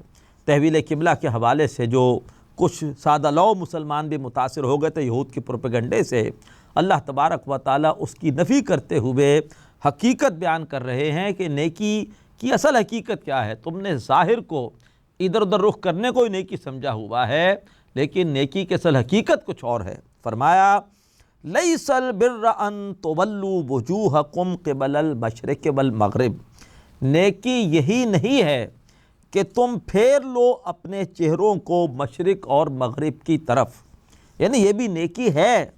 اللہ جس طرف حکم دے تم نے اسی طرف رخ کرنا ہے، ادھر رخ کرنا نیکی ہے، لیکن نیکی صرف یہی نہیں ہے بس تم اسی پر ہی بڑے سنجیدہ ہو گئے ہو۔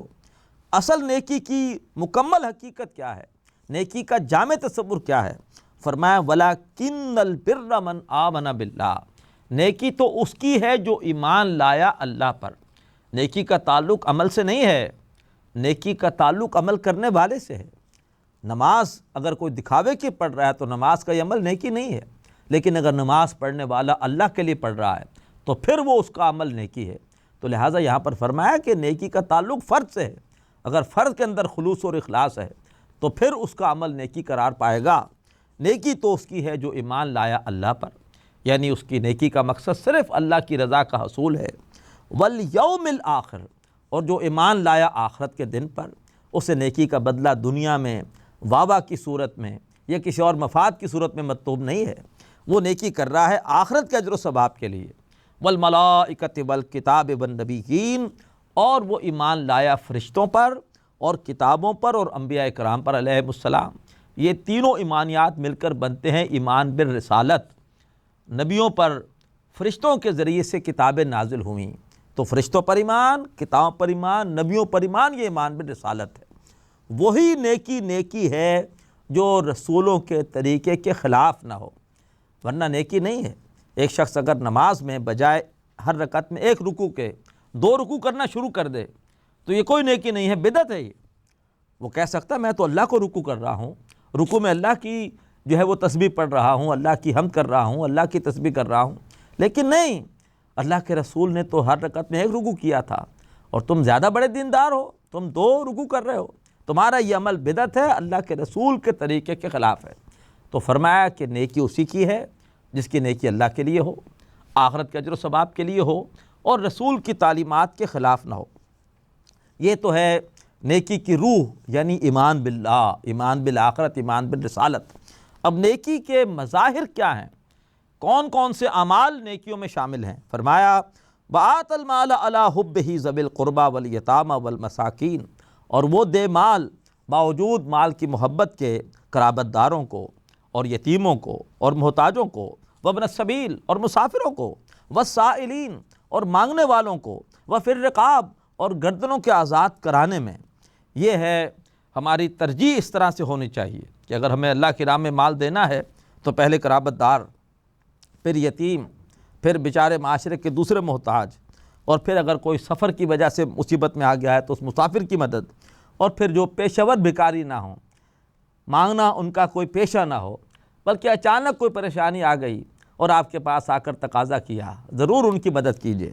اور اسی طریقے پر غلاموں کو آزاد کرانے میں، یا اس زمانے میں اگر کوئی بیچارہ مقروض ہے اور قرض کے بوجھ تلے آ گیا ہے، کوئی اس کے اوپر تاوان پڑ گیا ہے، کوئی جرمانہ بیچارے پر آ گیا ہے، ڈرائیور تھا غلطی سے ایکسیڈنٹ ہو گیا، تو ایسے لوگوں کو، قیدیوں کو جرمانہ دے کر ان کی گردنوں کو آزاد کرا لینا، یہ اصل میں ہے۔ اور اللہ تبارک و تعالیٰ اس انسانی ہمدردی کو اولین اہمیت دے رہے ہیں۔ جو شخص دل کی نرمی سے محروم ہوا، حدیث میں آتا ہے وہ کل خیر سے محروم ہوا۔ تو سب سے پہلے نیکی کا مظہر انسانی ہمدردی اور اس کے لیے مال خرچ کرنا۔ فرمایا دوسری بات عبادات، وَأَقَامَ الصَّلَاةَ وَآتَى الزَّكَاةَ، اس نے نماز قائم کی۔ نماز کے ذریعے سے ایمان کی آبیاری ہوتی ہے، انسان اللہ کے سامنے حاضر ہوتا ہے اللہ کے ذکر کے لیے۔ آخرت میں جیسے کھڑے ہوں گے اللہ کی بارگاہ میں عاجزی کے ساتھ، ویسے نماز میں کھڑے ہوتے ہیں۔ تو فرمایا جس نے نماز قائم کی، وَآتَى الزَّكَاةَ، اور اس نے زکوٰۃ دی۔ زکوٰۃ کے ذریعے سے جو انفاق کا جذبہ ہے، جو غریبوں کی مدد کا جذبہ ہے، اس جذبے کو تقویت حاصل ہوتی ہے۔ تو اس نے نماز قائم کی اور دی زکوٰۃ۔ وَالْمُوفُونَ بِعَہْدِهِمْ إِذَا عَاهَدُوا، انفاق اور عبادات کے بعد اب تیسری چیز، اور وہ ہے معاملات۔ وہ پورا کرنے والے ہیں اپنے عہد کو جب بھی وہ عہد کریں۔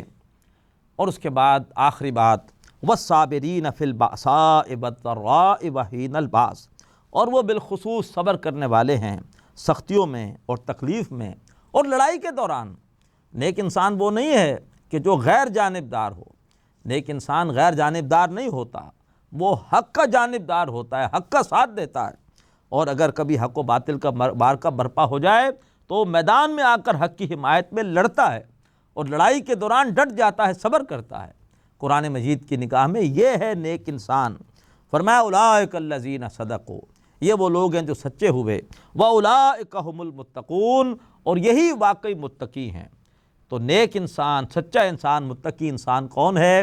نمبر 1، جس کی نیکی اللہ کے لیے ہو، آخرت کے لیے ہو، رسول کے طریقوں کے خلاف نہ ہو۔ نمبر 2، جس میں انسانی ہمدردی ہو۔ نمبر 3، جو عبادت گزار ہو۔ نمبر 4، جو اپنے معاملات میں بالکل کھرا ہو، جو بات کہے اس کو پورا کرے، اپنی کمٹمنٹس پوری کرے۔ اور نمبر 5، حق اور باطل کے معرکے میں حصہ لے اور حق کی حمایت کے لیے ہر قربانی دے۔ اگر یہ سب ہے تو انسان نیک ہے، ورنہ ممکن ہے کہ عابد ہو، ممکن ہے کوئی سماجی کارکن ہو، ممکن ہے کوئی تحریکی کارکن ہو، اگر کوئی ایک چیز بھی کم ہے تو پھر وہ انسان نیک نہیں ہے۔ یہ ہے اصل میں نیکی کا ایک پورا پیکج۔ اللہ تعالی ہمیں یہ سارے کام کرنے کی توفیق عطا فرمائے۔ آج ہمارے نیکی کے اپنے اپنے تصورات ہیں۔ کچھ لوگ عبادات کے اندر بہت زیادہ جو ہے وہ فعال ہیں، لیکن ان کے معاملات ٹھیک نہیں ہیں، معاملات میں حرام خوریاں ہیں، بے پردگی ہے۔ بعض لوگوں کے معاملات ٹھیک ہے لیکن عبادات سے دور ہیں۔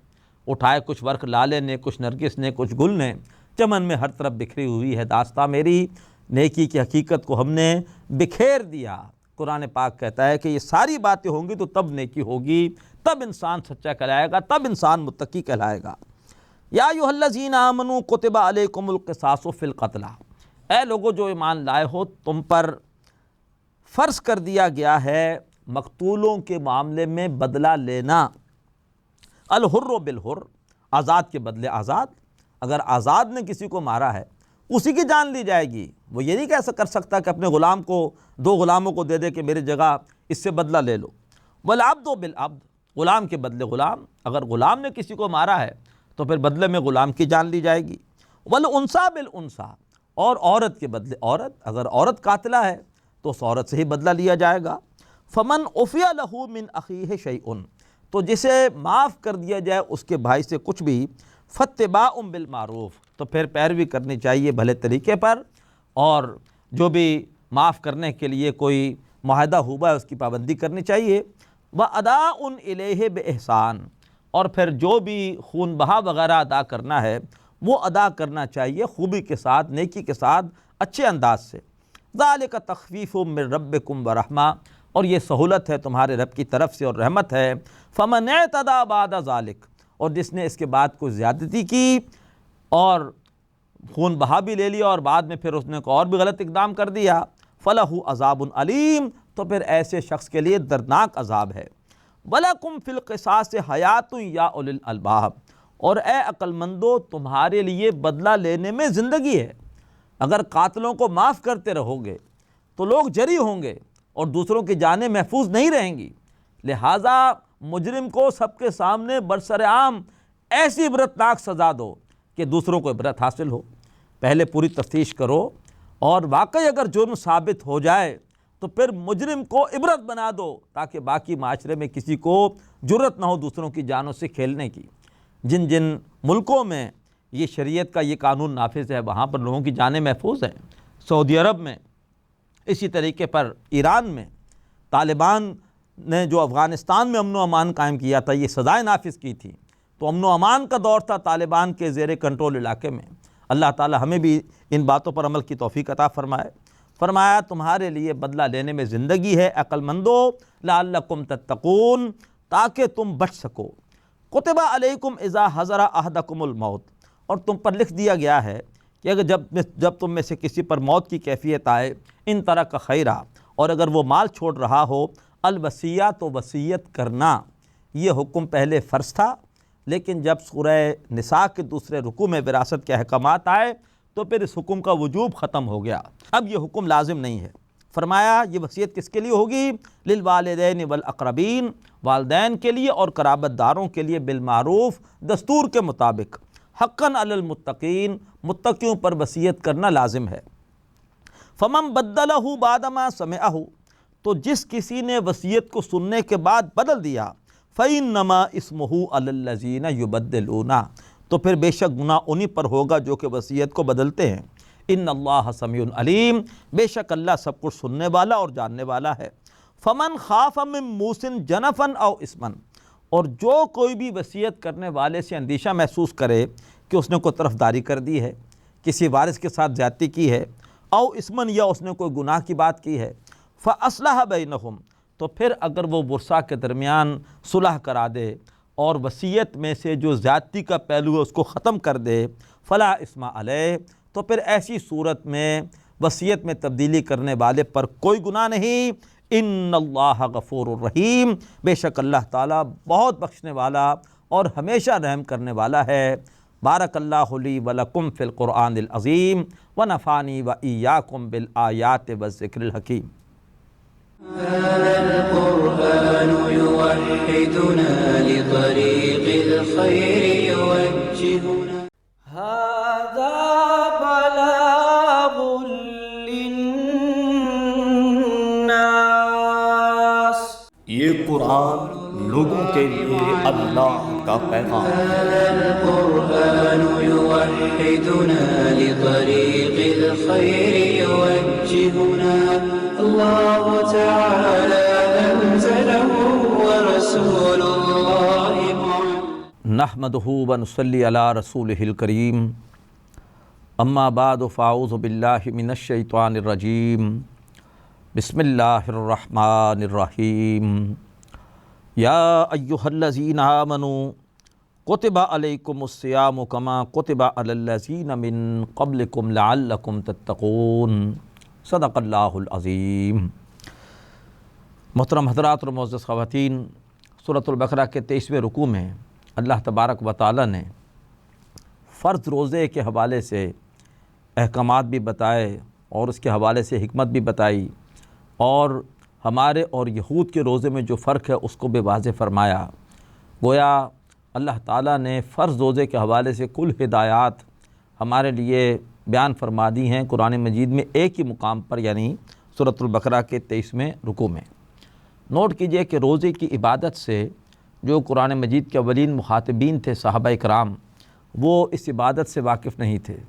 روزے کس طرح سے تو واقف تھے کہ یہ صوم کا لفظ استعمال کرتے تھے گھوڑے کی ایک مشقت کے لیے، کہ گھوڑے کو موسم کی شدت کا عادی بنانے کے لیے وہ گھوڑے کو جس وقت تیز لو چلتی تھی گرم، تو لے آتے تھے گھوڑے کو اور لو کے تھپیڑے کے سامنے اس کا چہرہ کر دیتے تھے تاکہ وہ اس مشقت کو برداشت کرنے کا عادی ہو، اور جب کبھی جنگ کے دوران، سفر کے دوران ایسی مشقتیں آئیں تو گھوڑا پہلے ان مشقتوں کو برداشت کرنے کا عادی بن چکا ہو، لیکن وہ خود اس عبادت سے آشنا نہیں تھے۔ تو اللہ تبارک و تعالیٰ نے ان آیات میں ایک شفقت کا اسلوب استعمال کیا تاکہ دلجوئی کر کے ترغیب دے کے روزے کی مشقت کی طرف صحابہ کرام کو مائل کیا جائے، اور مزید یہ کہ اللہ نے روزے کی عبادت کو فرض کیا تدریج کے ساتھ۔ ابتدا میں اللہ تبارک و تعالیٰ نے ہر مہینے کے 3 روزے فرض کیے، چاند کی 13، 14 اور 15 تاریخ کے، اور اس کے علاوہ عاشورہ یعنی 10 محرم کا روزہ فرض کیا۔ پہلی 2 آیتیں سورۃ البقرہ کے 23ویں رکوع کی اسی ابتدائی حکم کے حوالے سے ہیں۔ جب 1 سال تک صحابہ اکرام 3 دن ہر مہینے 3 دن کے روزے رکھنے کے عادی ہو گئے، اب اس کے بعد اللہ نے پھر اس رکوع کی 3ری آیت میں رمضان کا ذکر کیا، اور اس کے بعد رمضان کے پورے مہینے کے روزے فرض کیے۔ فرمایا یا ایھا الذین آمنوا، اے لوگو جو ایمان لائے ہو، کتب علیکم الصیام، تم پر روزہ رکھنا فرض کر دیا گیا ہے، کما کتب علی الذین من قبلکم، جیسے کہ ان لوگوں پر فرض کیا گیا تھا جو تم سے پہلے گزرے ہیں۔ یعنی دلجوئی کا انداز ہے کہ اللہ نے یہ مشقت ماضی میں بھی قوموں پر ڈالی ہے، اور اسی طرح کی مشقت تم پر بھی ڈالی جا رہی ہے۔ کیوں؟ حکمت کیا ہے؟ فرمایا لعلکم تتقون، تاکہ تم اللہ کی نافرمانی سے بچ سکو، تم خاص وقت تک اپنے آپ کو جائز چیزوں کے استعمال سے بھی روزے کے دوران روکو، تاکہ تمہارے اندر اپنے آپ کو روکنے کی، اپنے آپ کو قابو کرنے کی، انگریزی میں کہیں گے سیلف کنٹرول کی ایک صلاحیت پیدا ہو جائے، اور تاکہ اس کے بعد تم اپنے آپ کو پھر ان چیزوں سے روک سکو کہ جن چیزوں کو اللہ تبارک و تعالیٰ نے حرام کیا ہے۔ یہی تقویٰ ہے، اللہ کی نافرمانی سے بچنا، تاکہ تمہارے اندر اللہ کی نافرمانی سے بچنے کی صلاحیت پیدا ہو۔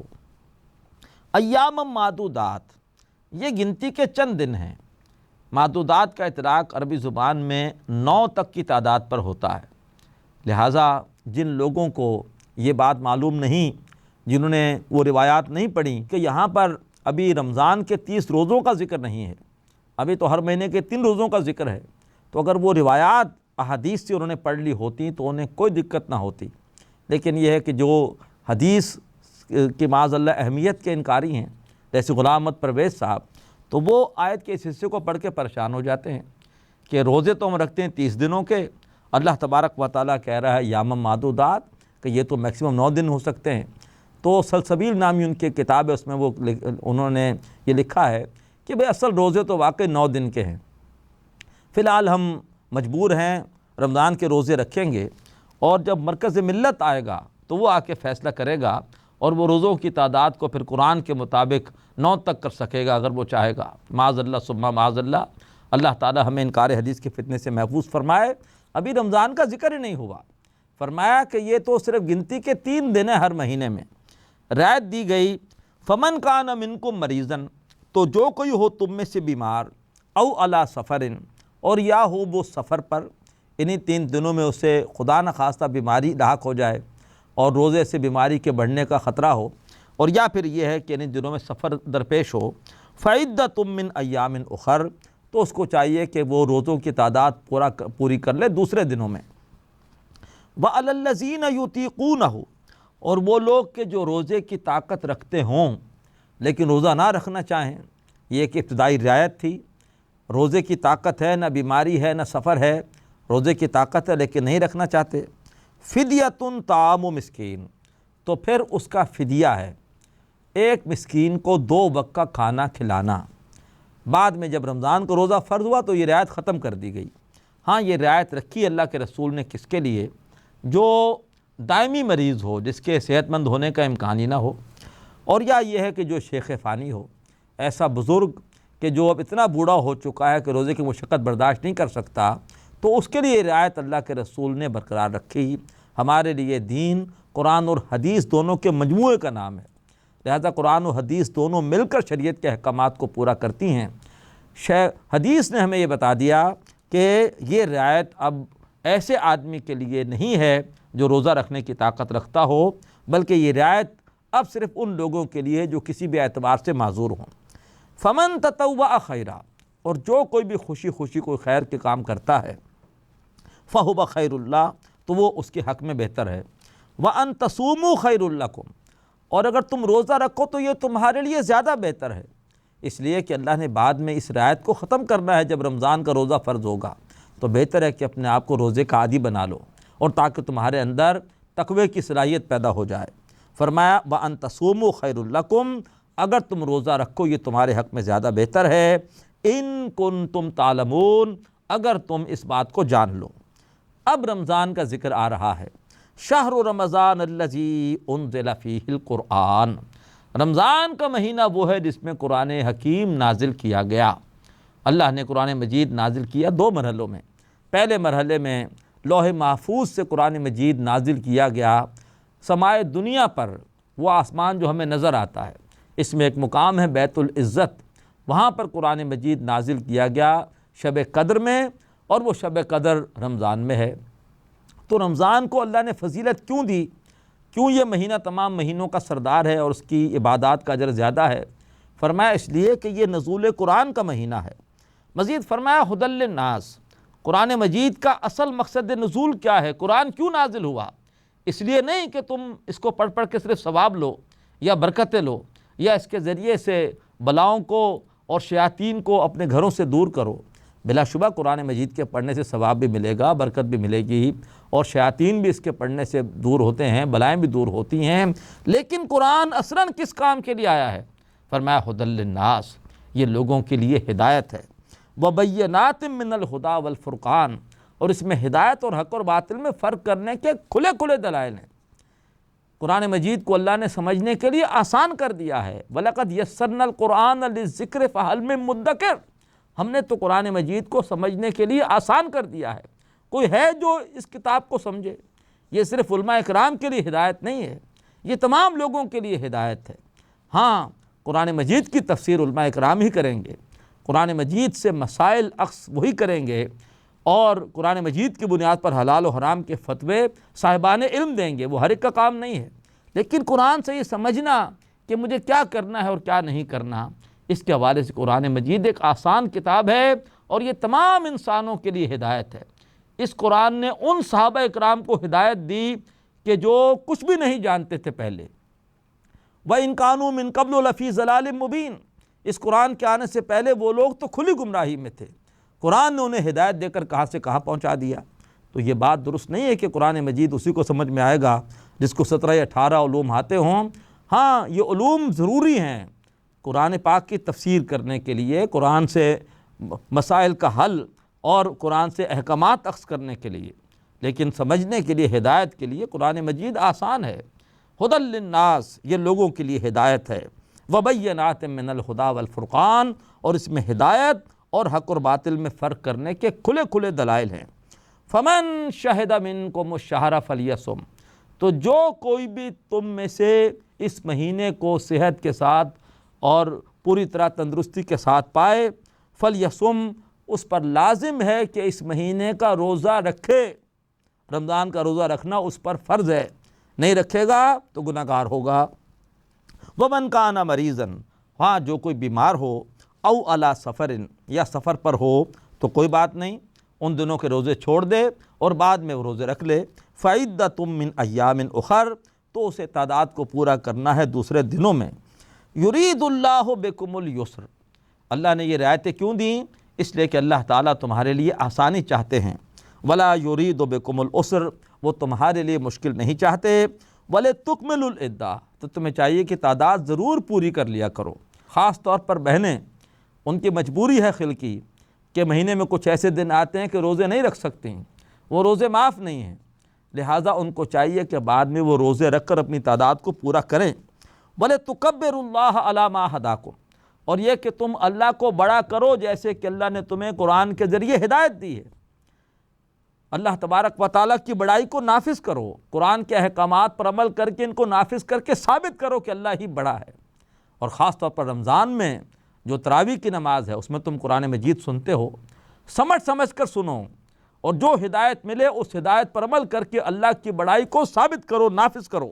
وَلَعَلَّكُمْ تَشْكُرُونَ، اور تاکہ تم اس طریقے پر اللہ تعالیٰ کی نعمتوں کا، خاص طور پر ہدایت کی نعمت کا شکر ادا کر سکو۔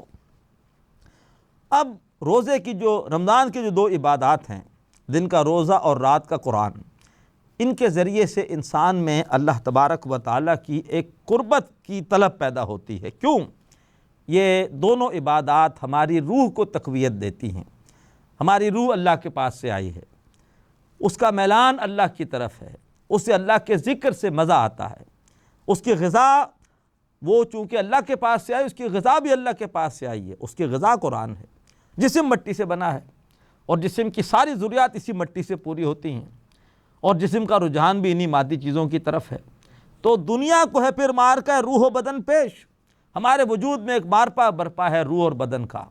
بدن لے کے جاتا ہے عارضی اور مادی چیزوں کی طرف، اور روح لے کے جانا چاہتی ہے اللہ کی طرف۔ رمضان کی دونوں عبادات کا مقصد ہے روح کو تقویت دینا۔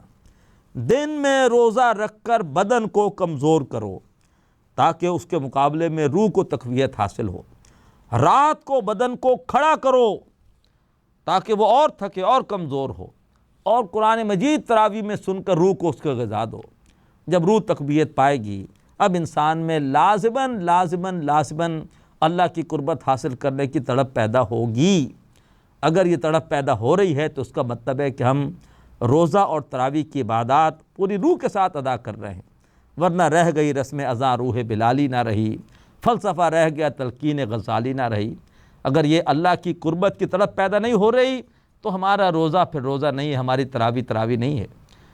اللہ تعالیٰ فرما رہے ہیں کہ روزہ رکھ کر رات کو قرآن سن کے لازماً میرے بندوں میں میری قربت کی طرف پیدا ہوگی۔ پھر کیا کریں؟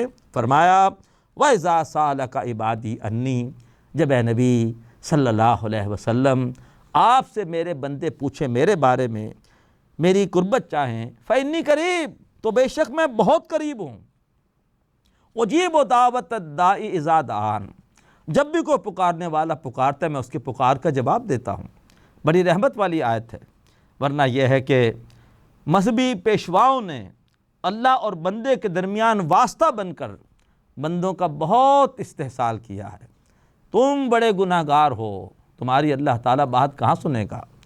ہم اللہ والے ہیں، ہمارے پاس آؤ اور ہمیں نذرانے دو، ہماری خدمت کرو، ہم تمہاری باتیں، تمہاری دعائیں اللہ تک پہنچائیں گے۔ اس لیے اقبال نے کہا تھا، کیوں خالق و مخلوق میں حائل رہیں پردے، پیران کلیسا کو کلیسا سے اٹھا دو۔ تو یہ کہیں پنڈت نے، کہیں پادری نے، کہیں پروہت نے، کہیں دنیا دار پیر نے، کہیں پجاری نے اس طریقے پر اللہ اور بندے کے درمیان حائل ہو کر بندوں کا استحصال کیا ہے۔ قرآن مجید کا بہت بڑا احسان، اس نے نام نہاد پیشواؤں کا پتہ کاٹ دیا، کہا ان کی کوئی حیثیت نہیں ہے، کوئی واسطہ وسیلہ نہیں ہے اللہ اور بندے کے درمیان۔ جب بھی میرا بندہ مجھے پکارتا ہے میں اس کی پکار کو سنتا ہوں۔ اپنا درد انسان خود ہی بیان کر سکتا ہے، اور کون بیان کرے گا؟ فرمایا وَإِذَا سَأَلَكَ عِبَادِي عَنِّي، جب اے نبی آپ سے میرے بندے سوال کریں میرے بارے میں، فَإِنِّي قریب، تو میں تو بہت قریب ہوں۔ اجیب دعوت الداعی اذا دعان، جب بھی کوئی پکارنے والا پکارتا ہے میں اس کی پکار کا جواب دیتا ہوں۔ فَلْيَسْتَجِيبُوا لِي، پس ان کو چاہیے کہ وہ بھی میرا کہنا مانیں۔ تعلق اللہ کے ساتھ دو طرفہ ہوگا، میں تمہاری دعائیں سنوں گا، تم بھی میری پکار سنو، میری پکار پہ لبیک کہو۔ اللہ کی پکار کیا ہے؟ ڈاکٹر سعد احمد رحمۃ اللہ علیہ کی کتاب پڑھیے، دینی فرائض کا جامع تصور۔ ہمارے 3 فرض ہیں، نمبر ایک، اپنی ذاتی زندگی میں اللہ تعالیٰ کے تمام احکامات پر عمل کی کوشش کرنا۔ نمبر دو، دوسروں تک اللہ تبارک و تعالیٰ کی بندگی کی دعوت پہنچانا ہم پر فرض ہے۔ ختم نبوت کے بعد ہر امتی کا فرض ہے کہ تبلیغ کا کام کرے اور قرآن کا پیغام لوگوں تک پہنچائے۔ اور نمبر تین، اللہ تبارک و تعالیٰ کے اجتماعی احکامات کے نفاذ کے لیے جد و جہد کرنا، محنت کرنا، اقامت دین کے لیے جد و جہد کرنا، اور اس کے لیے کسی جماعت میں شامل ہونا، جڑنا، کیونکہ بغیر جماعت کے اقامت دین کی منزل حاصل نہیں ہو سکتی۔ یہ ہے اللہ کی پکار۔ فرمایا فَلْيَسْتَجِيبُوا لِي، بس ان کو چاہیے کہ وہ بھی میری پکار پر لبیک کہیں، میرا کہنا مانیں، وَلْيُؤْمِنُوا بِي، اور مجھ پر ہی ایمان رکھیں، میرے ساتھ کوئی کسی کو شریک نہ کریں، دعا کریں تو ساری امیدیں ان کی میرے ساتھ ہوں، لَعَلَّهُمْ يَرْشُدُونَ، تاکہ وہ صحیح راہ پر آ جائیں۔ اب اس کے بعد ایک آیت میں ہمارے اور یہود کے روزے کا فرق بتا دیا۔ یہود کے ہاں روزے کی مشقت زیادہ تھی، افطاری کرتے تھے اور کھانا کھاتے تھے، اور جیسے ہی سوتے تھے ان کا روزہ شروع ہو جاتا تھا، سحری نہیں تھی، رات میں بھی روزہ ہوتا تھا، لہٰذا ایک تو سحری نہیں تھی، اور چونکہ رات بھی روزے میں شامل تھی لہٰذا اس دوران بیوی کے ساتھ تعلق اس کی اجازت نہیں تھی، روزے کے دوران اجازت نہیں ہوتی۔ اللہ نے اس امت پر کرم فرمایا، لہٰذا رمضان کی رات کو روزے کے حدود سے باہر نکال دیا، رات میں روزہ نہیں ہوگا، رات میں بیویوں کے ساتھ تعلق قائم ہو سکتا ہے، اور سحری کی اجازت دے دی۔ اب سحری کریں گے، صبح صادق سے روزہ شروع ہوگا، رات سے روزہ شروع نہیں ہوگا۔ فرمایا اُحِلَّ لَكُمْ لَيْلَةَ الصِّيَامِ الرَّفَثُ إِلَىٰ نِسَائِكُمْ، حلال کر دیا گیا تمہارے لیے روزے کی راتوں میں اپنی بیویوں کے ساتھ بے حجاب ہونا۔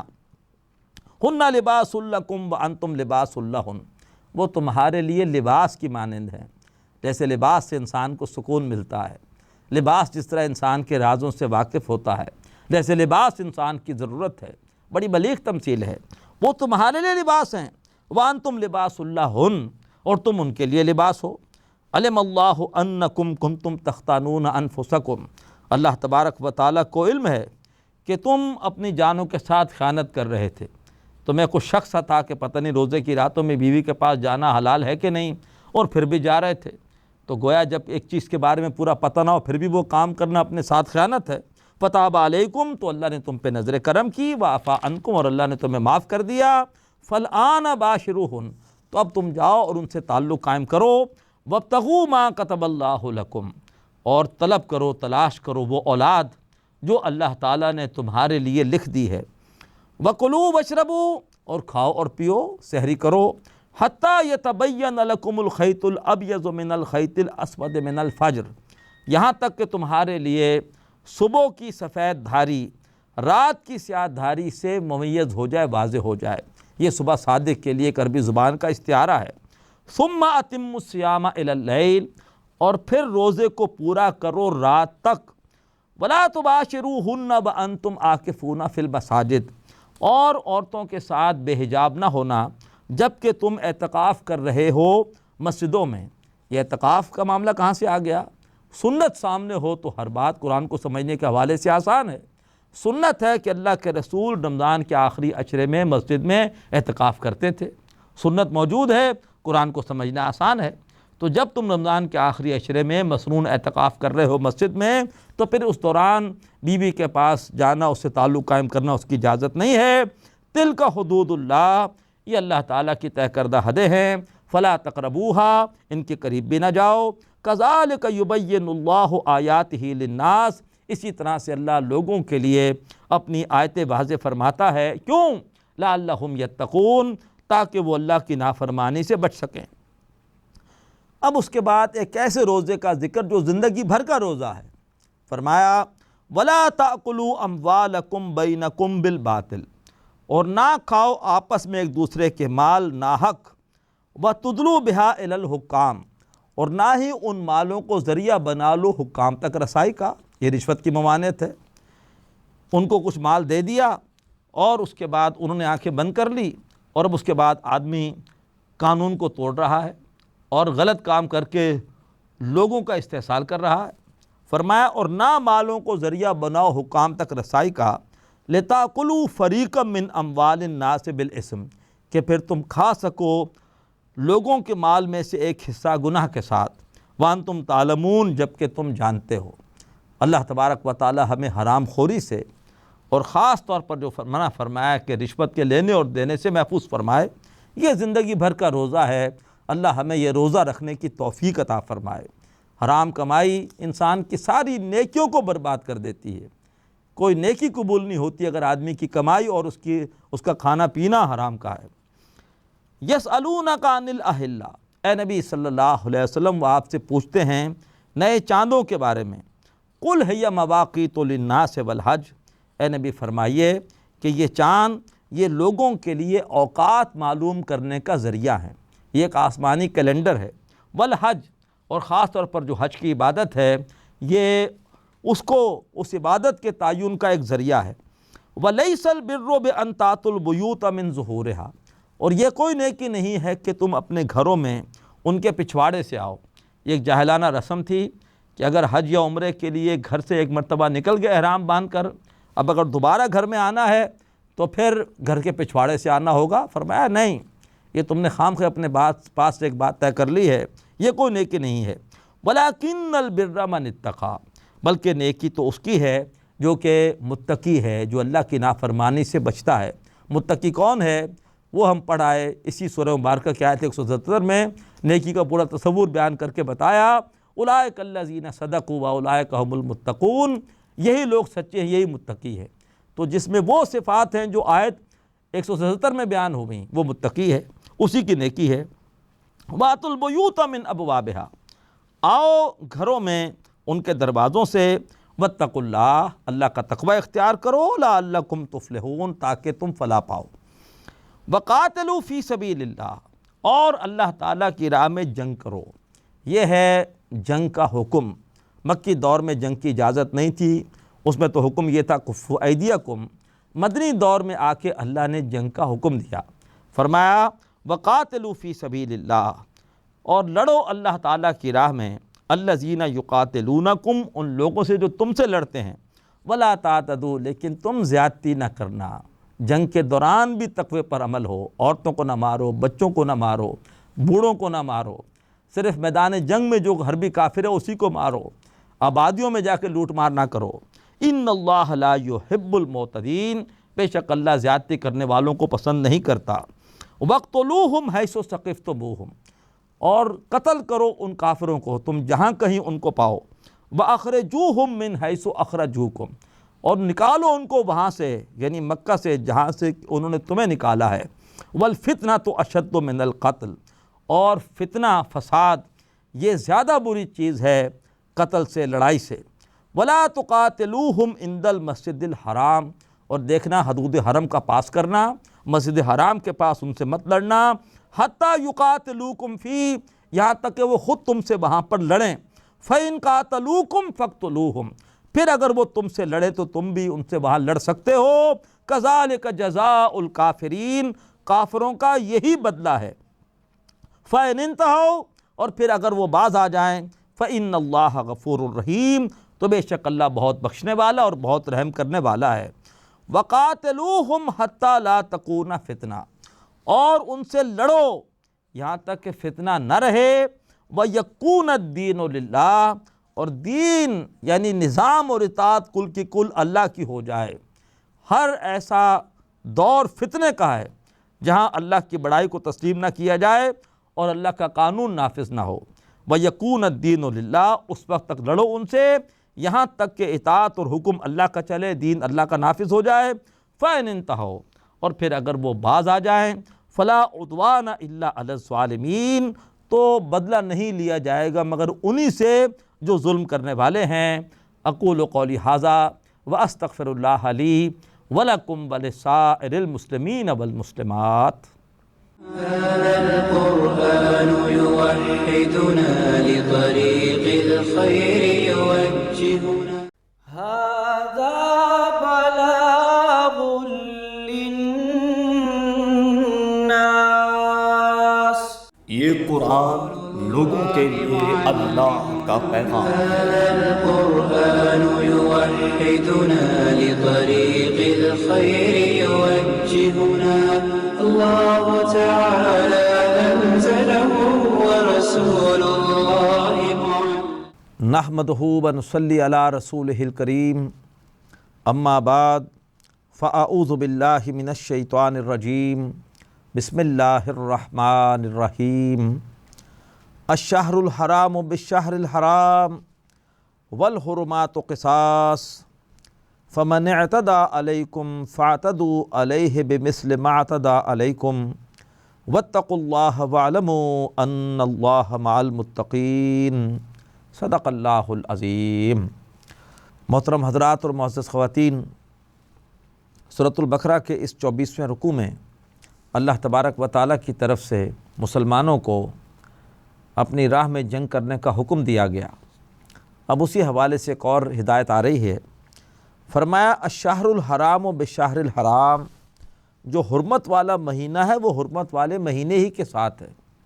اللہ تبارک و تعالیٰ نے 12 مہینوں میں سے 4 مہینوں کو حرمت والا مہینہ قرار دیا، رجب کا مہینہ، پھر ذی القعدہ، ذی الحجہ اور محرم۔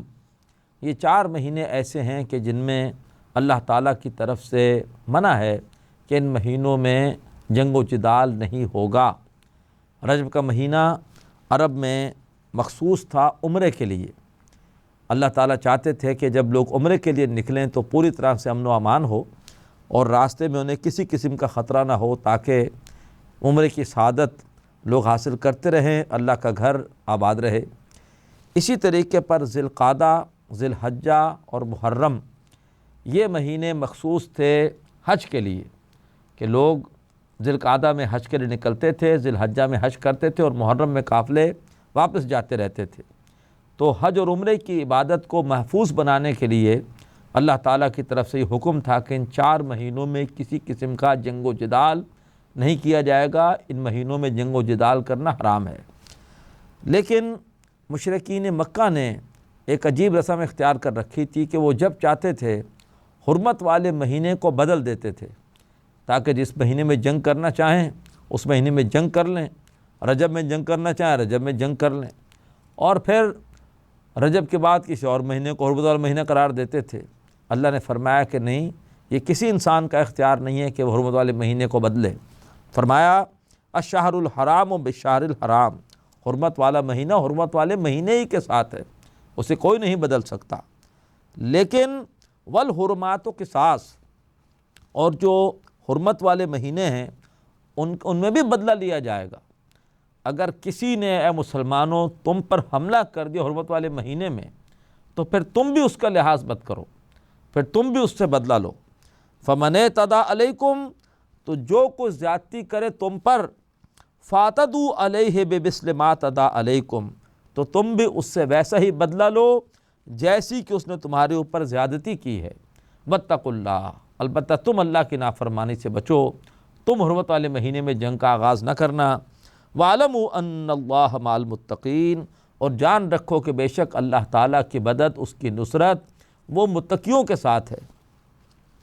اب جب جنگ کرنی ہے تو اس کے لیے مال بھی خرچ کرنا پڑے گا، ہتھیاروں کے لیے، مجاہدین کی سواریوں کے لیے، خوراک کے لیے، دواؤں کے لیے۔ لہٰذا اب جنگ کے ساتھ ساتھ اللہ کی راہ میں مال خرچ کرنے کا حکم۔ وَأَنفِقُوا فِي سَبِيلِ اللَّهِ، اور اللہ تبارک و تعالیٰ کی راہ میں مال خرچ کرو۔ وَلَا تُلْقُوا بِأَيْدِيكُمْ إِلَى التَّهْلُكَةِ، اور اپنے آپ کو اپنے ہاتھوں ہلاکت میں مت ڈالو۔ اگر تم نے مال اللہ کی راہ میں خرچ نہ کیا تو اللہ تعالیٰ قیامت کے روز تم سے مال کے بارے میں پوچھے گا، مال کہاں سے کمایا، کہاں خرچ کیا۔ اگر بخل کیا، کنجوسی کی، یا مال کو تم نے غلط مصارف میں خرچ کیا، تو گویا اپنے آپ کو اپنے ہاتھوں اپنی کمائی سے ہلاکت میں ڈالا۔ تو فرمایا اپنے آپ کو اپنے ہاتھوں ہلاکت میں نہ ڈالو۔ اور اگر جہاد نہیں کرو گے، دشمنوں سے مقابلے کے لیے وسائل فراہم نہیں کرو گے، تو دشمن تم پر حاوی ہو جائیں گے، تمہیں ہلاک کر دیں گے۔ تو فرمایا اپنے آپ کو اپنے ہاتھوں ہلاک مت کرو۔ اور اسی سے پھر خودکشی کی بھی مذمت اور حرمت آتی ہے کہ اپنے آپ کو اپنے ہاتھوں ہلاک نہ کیا جائے، خودکشی نہ کی جائے۔ خودکشی کی موت حرام ہے۔ اور خودکشی کی ایک صورت وہ ہے جو کہ اس زمانے میں بدقسمتی سے تمباکو کے استعمال کے شکل میں سامنے آئی ہے۔ خاص طور پر یہ جو سگریٹ کا استعمال ہے، گٹکے کا استعمال ہے یا نسوار کا استعمال ہے، اب میڈیکلی یہ بات ثابت ہو چکی ہے کہ تمباکو چاہے وہ دھوئیں کی صورت میں اندر لے جایا جائے، چاہے وہ چبا کر اندر لے جایا جائے، اور چاہے وہ نسوار کی صورت میں کچھ حصہ منہ میں رکھ کر تھوک دیا جائے اور کچھ نگل لیا جائے، تمام صورتوں میں اس کے استعمال سے 17 قسم کا کینسر ہوتا ہے۔ تو گویا تمباکو کا استعمال یہ ایک قسم کی خودکشی ہے، اور بدقسمتی سے آج ایک بہت بڑی تعداد مسلمانوں کی بھی ایسی ہے کہ جو اپنے ہاتھوں سے، اپنی کمائی سے یہ تمباکو خریدتی ہے، اسے استعمال کرتی ہے اور اس کے بعد اپنے آپ کو گویا ہلاکت میں ڈالتی ہے۔ اللہ تبارک و تعالی ہمیں اس حوالے سمجھ عطا فرمائے۔ بر صغیر کے علماء وہ تو تمباکو کے استعمال کے حوالے سے ابھی تک کوئی حرمت کا فتویٰ نہیں دے رہے، لیکن عالم عرب میں بہت سارے علماء اکرام فتویٰ دے چکے ہیں کہ تمباکو کا استعمال بھی حرام ہے، اور اللہ تبارک و تعالی ہمیں کم از کم ہر ایسی چیز سے بچنے کی توفیق عطا فرمائے کہ جس کے بارے میں شک بھی پیدا ہو جائے۔ ظاہری بات ہے جب کچھ علماء نے حرام قرار دے دیا تو اب تمباکو کے استعمال میں شک تو پیدا ہو گیا، ایک چیز مشتبہ ہو گئی، ہمیں اس سے بچنے کی کوشش کرنی چاہیے۔ فرمایا اور اپنے آپ کو اپنے ہاتھوں ہلاکت میں مت ڈالو، وَأَحْسِنُوا، اچھے کام کرو، نیکی کرو، اللہ کی راہ میں خرچ کرو، اسی طریقے پر بجائے اس کے کہ تم اپنے پیسے کو برباد کرو تمباکو کے استعمال میں، اسی پیسے سے اپنے بچوں کے لیے فروٹ لے کر آؤ۔ 1200-1300 روپے غریب آدمی خرچ کر دیتا ہے، پھونک دیتا ہے سگریٹ کے استعمال میں، اور اپنے لیے ہلاکت کا سامان کرتا ہے۔ اپنے بچوں کو بھی اگر وہ ان کے سامنے سگریٹ پیتا ہے اور ان کو بھی دھواں پہنچاتا ہے تو اس پیسیو اسموکنگ کے بھی نقصانات ہیں۔ یہی پیسہ اگر وہ خرچ کرے بچوں کے لیے اچھے غذا کی فراہمی میں تو اللہ اس کا اجر دے گا۔ فرمایا نیکیاں کرو، ان اللہ یحب المحسنین، بے شک اللہ تبارک و تعالی نیکوکاروں کو پسند کرتا ہے۔ اب اس کے بعد حج اور عمرے کے حوالے سے احکامات آ رہے ہیں۔ جنگ کے ذکر کے فوراً بعد کیوں احکامات حج اور عمرے کے؟ کہ اس وقت جنگ کا اولین مقصد تھا اللہ تعالیٰ کے گھر خانہ کعبہ کو شرک کی گندگی سے پاک کرنا، بتوں کی گندگی سے پاک کرنا، لہٰذا جنگ کا حکم آیا، اب حج اور عمرے کا حکم۔ فرمایا وَأَتِمُّ الْحَجَّ وَالْعُمْرَةَ لِلَّهِ، اور پورا کرو حج کو اور عمرے کو اللہ کے لیے، اللہ کی خوشنودی کے لیے، اللہ کی رضا کے لیے۔ فَإِنْ أُحْصِرْتُمْ، اور پھر اگر تم روک لیے جاؤ، تم گھر سے نکلے تھے احرام باندھ کر حج یا عمرے کے لیے، لیکن کسی بیماری کی وجہ سے نہیں جا سکے، یا امن و امان کا مسئلہ ہو گیا، حالات خراب ہو گئے، نہیں جا سکے، فَمَسْتَيْسَرَ مِنَ الْحَدْيِ، تو جو بھی آسانی سے میسر ہو قربانی وہ پیش کرو، اور اس قربانی کے جانور کو حرم کی طرف بھیج دو تاکہ وہاں جا کر وہ حدود حرم میں قربان کیا جائے۔ جو جانور حدود حرم میں قربان کیا جاتا ہے وہ ہدی کہلاتا ہے، اور جو جانور کہیں بھی قربان کیا جائے جیسے عید الاضحیٰ پر ہم گھروں میں کرتے ہیں وہ قربانی نسک کہلاتی ہے، اِنَّ صَلَاتِي وَنُسُكِي۔ تو فرمایا کہ جو بھی میسر ہے قربانی کے جانور میں سے وہ آگے بھیج دو۔ وَلَا تَحْلِقُوا رُؤُوسَكُمْ حَتَّى يَبْلُغَ الْهَدْيُ مَحِلَّهُ، اور اپنے سروں کو حلق نہ کراؤ جب تک کہ قربانی کا جانور اپنی منزل پر پہنچ نہ جائے۔ فَمَنْ كَانَ مِنْكُمْ مَرِيضًا، تو جو کوئی تم میں سے ہو جائے بیمار، او بہی عظم من راسہ، اور یا یہ ہے کہ اس کے سر میں تکلیف ہو اور اس کو قربانی کے جانور کے ذبح ہونے سے پہلے اپنا سر حلق کرانا پڑے، تو پھر کیا کرنا ہے؟ فَفِدْيَةٌ مِّن صِيَامٍ،